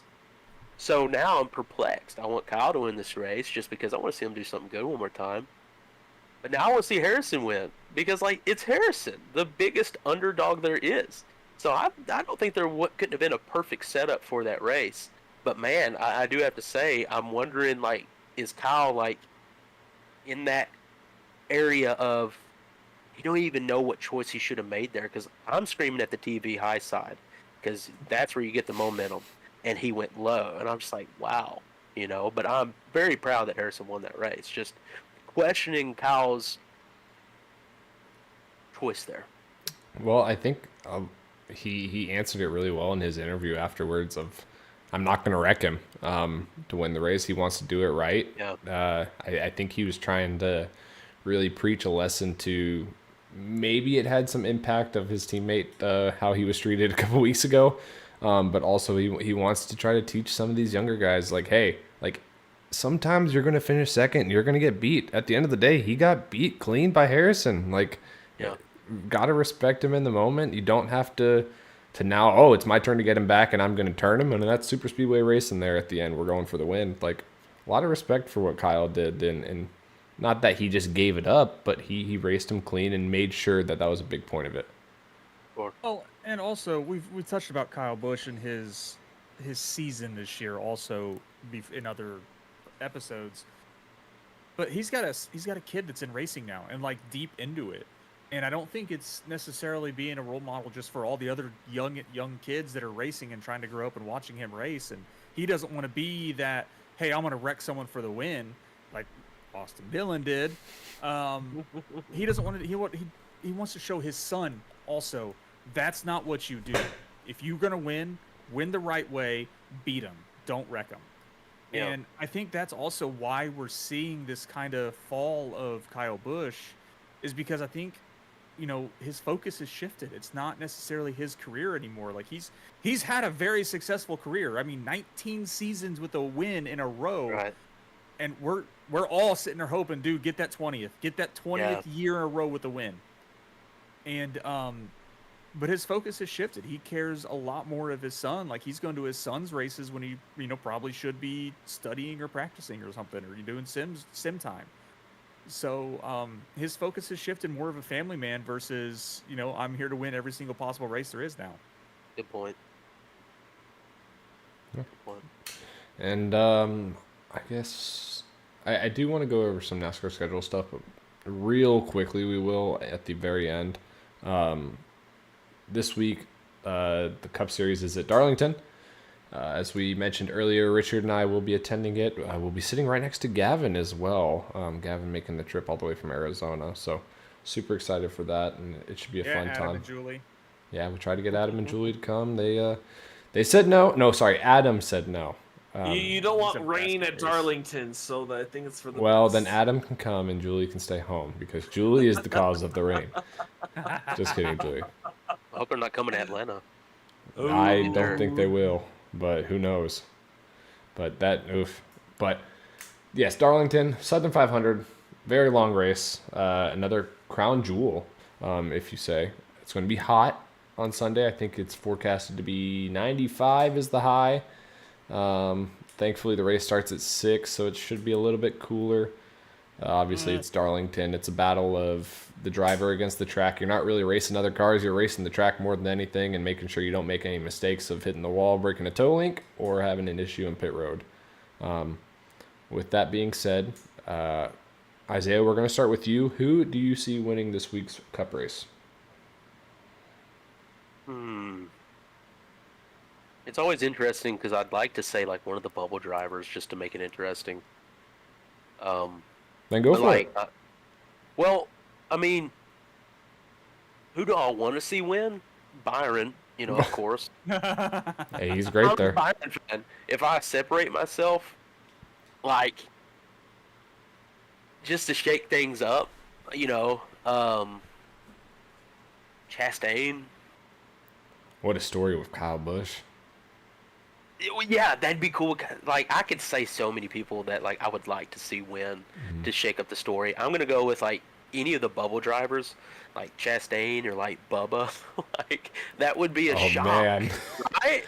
Or Kyle Busch or Austin Dillon, which that's not gonna happen. But Harrison Burton. yeah, so that's a story that's shocking, and so like seeing one of those bubble drivers, that'd be cool. Kyle Busch, Bubba, Chastain, Busher, something. That'd be cool. That'd be cool. Richard, who are you thinking this week? Give it to me. I'm waiting to hear it. Kyle Busch. Yeah. I want him in that chase, man. Or the playoffs. I want him in the playoffs. And like I said, he's been doing good the past couple weeks. He was there to win it yesterday, or this past weekend. He ran Not well at necessarily Michigan. anything that he did wrong. I mean, if anything, he probably didn't throw a block like he should have. But I mean, other than that, there's not much he could do. He was a sit and duck out front. Michigan, he had the speed again. So we'll see. I mean, I really hope it could be Kyle Busch. I'd really like to see him in the playoffs and get that 20th season in a row with a win. So, granted, the playoff or this final race of the regular season isn't the end of the season, so he can still get a win later on. But it'd be nice to see him get into the playoffs, and that's the only way he can. Yeah. He's got to light that fire. Hey, I think the fire's been anyone lit. could. He's had a great car the past couple weeks, so. Yeah. He could definitely get done. I know a lot of people have been predicting that, or maybe at least just wanting to see it this week, because it would be such a great story. Carl, comes down to you. How did I know you're going to go with Truex? He's won the Southern 500 before. They're on a decent amount of momentum. If they can cut back on the pit road penalties, on the mistakes on pit road, Martin is the type of driver to be able to win this race. And with his, this is his twilight season. He's retiring full time after this season. I think being able to win at Darlington for a regular season finale would be perfect. And at least, he's more or less already in the playoffs, but a win would actually kind of help that go into the first round, maybe even the second round. So I'm going to go Martin Truex Jr. Yeah. I'm not surprised there either. One of your favorite, if you're not your favorite driver too. So we got a bunch of homers here so far tonight. For the fans, I get it. I was the same for Jeff Gordon. If you're a Truex fan, Carl, I know that feeling. Yeah. I know that feeling. So to see that made me so happy to see Gordon still have it there before he retired. So I'd love to see Truex do something for you, man. That last win at Martinsville. And I think Yeah, Richard has right. picked Yeah. Kyle Busch 80% of these races this season. I mean, he hasn't been too far off a couple races. Some, but then he's been really far off others. I used to be, man, big anti Kyle Busch, but like I said, past 2 years he's grown on me that he is. Oh, you're not changed, alone. and I want to see him win. I'm with you there, Richard. So I used to hate Kyle Busch also, and I'm not the bandwagon fan that jumped on the board when he went Chevy. Yeah. In 2012, I got invited down to Daytona International Speedway when I was in the military to be a part of the driver introductions for the beginning of the Daytona 500. And I rode in the truck with Kyle Busch. Oh, that's sick. And at the time, I wasn't, because I did not like Kyle Busch. But when you're in full military uniform and you're riding around the tri-oval and the only thing you hear is people going, boo, boo, you get a little uncomfortable because you're like, I know it's not at me, but yikes. So I turned to him and I was like, you must get that every single race you go to, don't you? And he goes, dude, there's 42 other drivers out there. I can't make every single fan out there happy. Yeah. And I was like, Yeah. it's a good point. Yeah. Yeah. And I think I'm going to go with Tyler Reddick this weekend. He's on fire. Dude is on fire right now. He came close Darlington earlier this year, got into that incident with Meester Bluscher. And, yeah, I don't know. I got to take a look at the paint schemes this week, too, because whenever I go to a race, I always get the paint scheme of the driver that wins. And he has an upper deck paint scheme, which I thought was really neat just because I like collecting cards, too. And I'm like, I really want to see him win, too, so I can get that car. I think it has Michael Jordan, Wayne Gretzky, and someone else on the hood of it, too. So I think it would be even cooler. And then real quick, we can hit on the schedule release of NASCAR. Real quick, just some key points. I know it had been rumored for a while. NASCAR is going to Mexico City in the middle of the summer, which is exciting nonetheless. International presence is, I would think it's welcomed by most.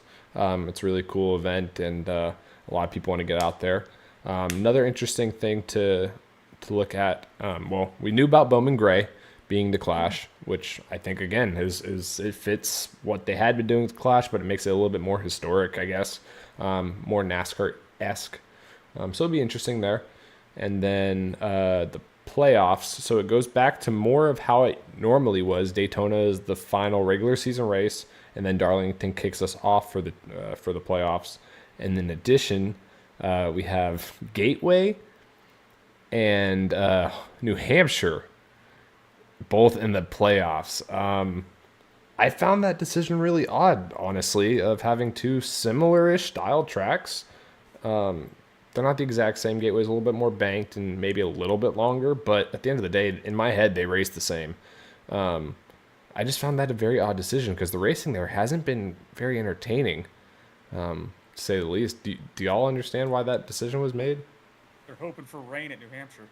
They're hoping for rain. Well, I think Richard may be 50% joking, but I actually think there's a viable part there where, like, okay, we have the wet tire, we have raced it on the wet track surface, and it has produced a really good product at New Hampshire specifically. You think that decision was just recently made, though? I don't think it was recently made. I do think it was a factor, though.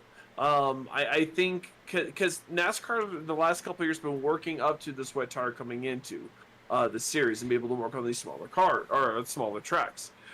So I think it may have been up in the air until that New Hampshire race we had earlier this year, and then when that happened, they're like, you know what, we can do this. This could be viable. Can you imagine a New Hampshire race in the round of 12 with rain in the playoffs late next year? Denny Hamlin would hate it. Exactly. Can you imagine the chaos? Can you imagine the chaos that would bring into everything else? I mean, you see it in F1, you see it in IMSA, you see it in WEC, where the rain brings out some drivers, some cars you don't typically see. Some of the strategies, some driver may take it too hard and go into the wall where he would have been a favorite. I mean, there's a lot that goes into the rain, and now that there's this wet tire option, that opens up a lot of options for teams, drivers, and NASCAR in general. I think it could be very, very interesting with some of these tracks in the playoffs, such as New Hampshire. Well, is it a fair question? So if we're talking on just terms of chaos, of wet weather brings out chaos. When I think chaos, I think super speedway racing. Is it why can't we have just a second super speedway in the playoffs? I know people are like, oh my gosh, Atlanta and Talladega are in the playoffs this year. Like, that's too much, which I can understand. But if it goes back to the point of chaos, like, we're just looking for entertainment value. Yeah. Then it might rain. Like, I would just rather replace that with a super speedway than New Hampshire. I'm just based off that. It's a different style of driving. I mean, there are different variations of tracks in the playoffs next year. Worldwide Technology, you have New Hampshire.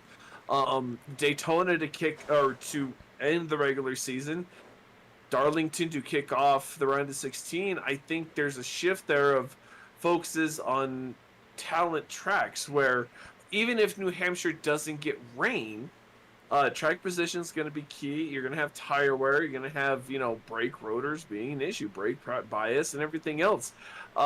Even if rain doesn't show up, I think New Hampshire could be a valid option. Now, I think we covered it earlier this year where it was almost a snooze fest until the rain hit. Mm-hmm.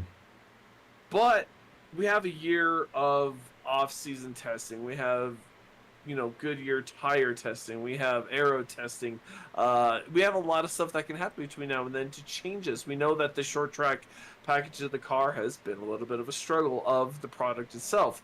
There is still a year for that. I think the way they shifted the schedule, there's something that they're anticipating that the fans have yet to figure out, to understand, to know what's going on. And I'm excited to see what happens in the off season. Well, I will say, I know it had been rumored. Sorry.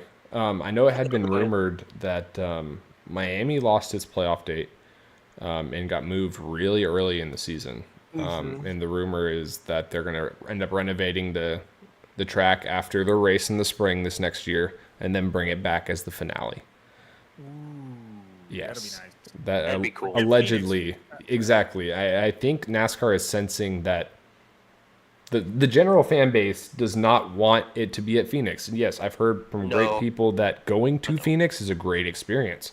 However, for a majority of people watching on TV, it is a boring race.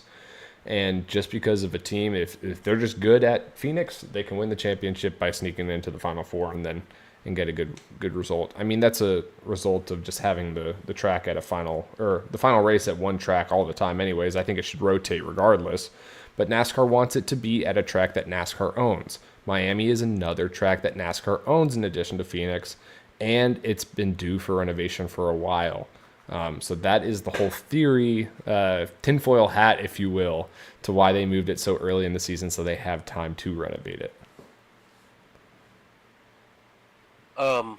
Definitely like the finale with Bristol. That would be awesome. Oh, I was thinking end of the year finale. Oh god. Well, That would be yeah. awesome. Well, I'm thinking I like that they have that. Now I do really love Martinsville still being that because that's just the talking point. It's Martinsville. Everyone Chaos. is all of it. But Ross Chastain, go. Yeah. the Roval Roval now. the Roval's an interesting one too. I think that'll be interesting. But here's the only thing that I thought of when I first saw the schedule, and I'm like, what are they doing? And I'm not saying they're playing it for a certain driver, but I'm saying a certain driver definitely is going to really enjoy this if they can make it out of that first round. And that's SVG. SVG's going to the playoffs this year. Y'all know that, right? He's going to win one of those road course races in Yeah. the regular season. Oh, I think we 100%. can all agree. He's going to win Chicago as long as he doesn't wreck out. If they can get this man through, let me pull it up, Darlington, Worldwide, and Bristol. If they can get this man through there, he's winning the Roval more than likely.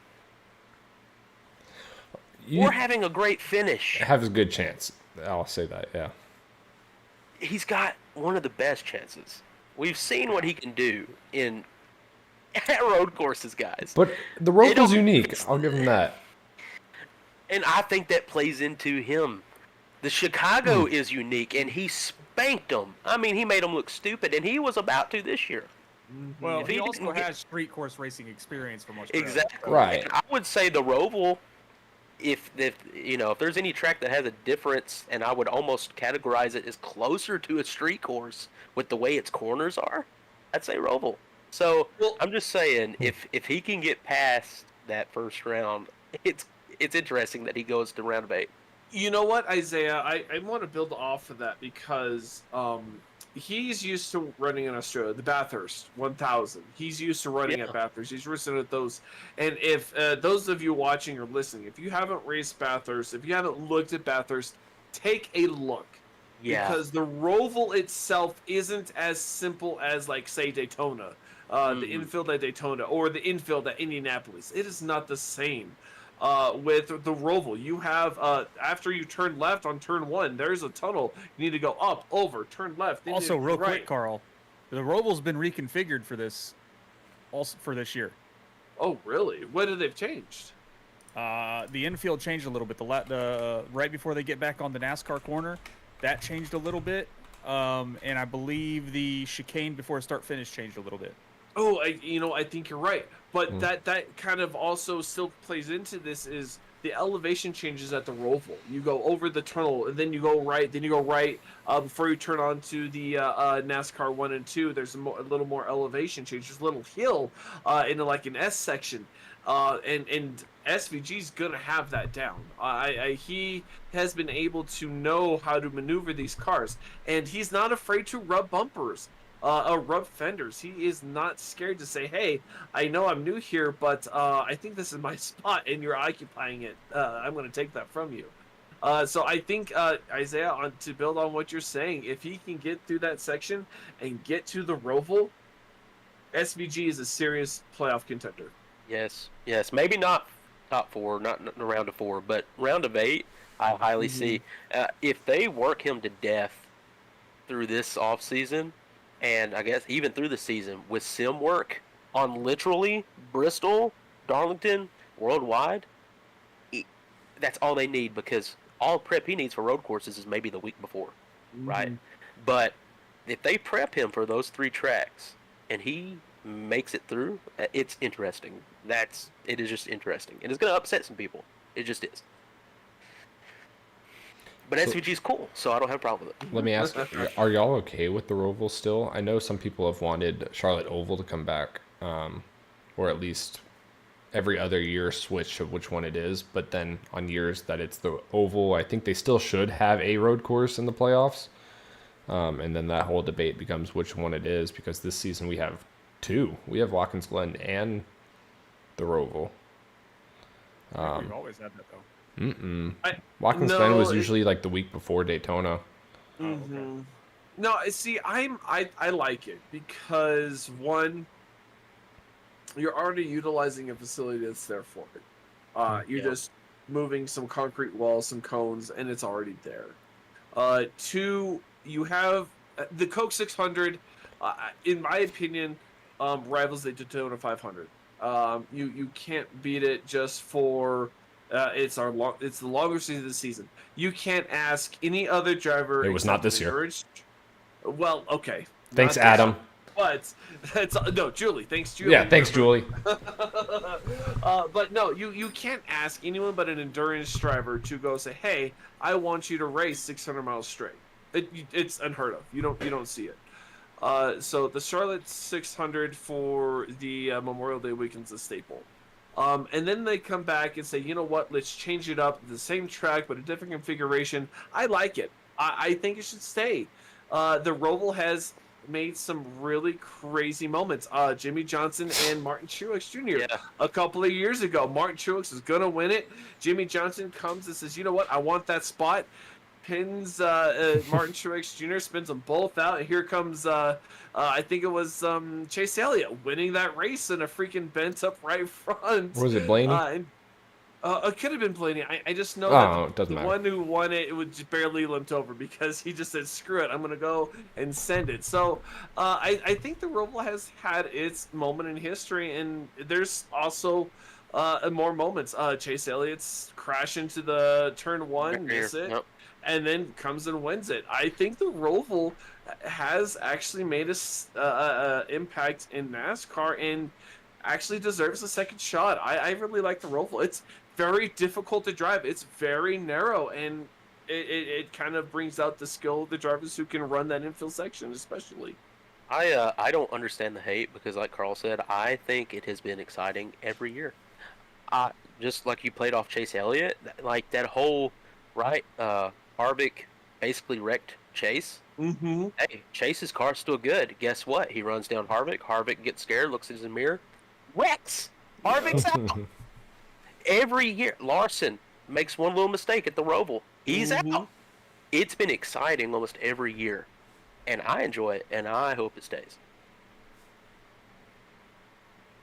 All right. Well, I was just curious because I read so much stuff on Twitter and Reddit every day about NASCAR stuff, and I just get curious of, like, is this really like a true sense of the fan base talking about this stuff, or is this people that's just rambling on nonsense?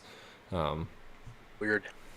But, I mean, right there, we can wrap it up there if y'all are good with it. Yeah. I know we're getting it's bedtime. It is bedtime. Got to be up early in the morning.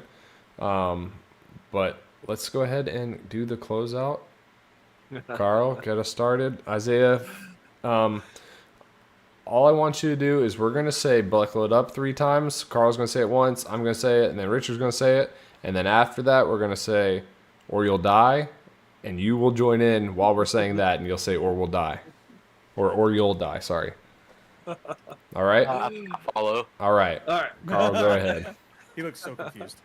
Yeah, I'm very confused. Oh, before this, sorry. I want to give a quick shout out, obviously, to Butt Kicker, the leader in haptics, Sundance Pizza, Ascendance Trucks, and Ideal Lease. Thank you for supporting the BRB Racing League and everything we do. Thank you to our wonderful admin team. Thank you to Rev and the BRB Meatball of the Week, RevSimShop.com.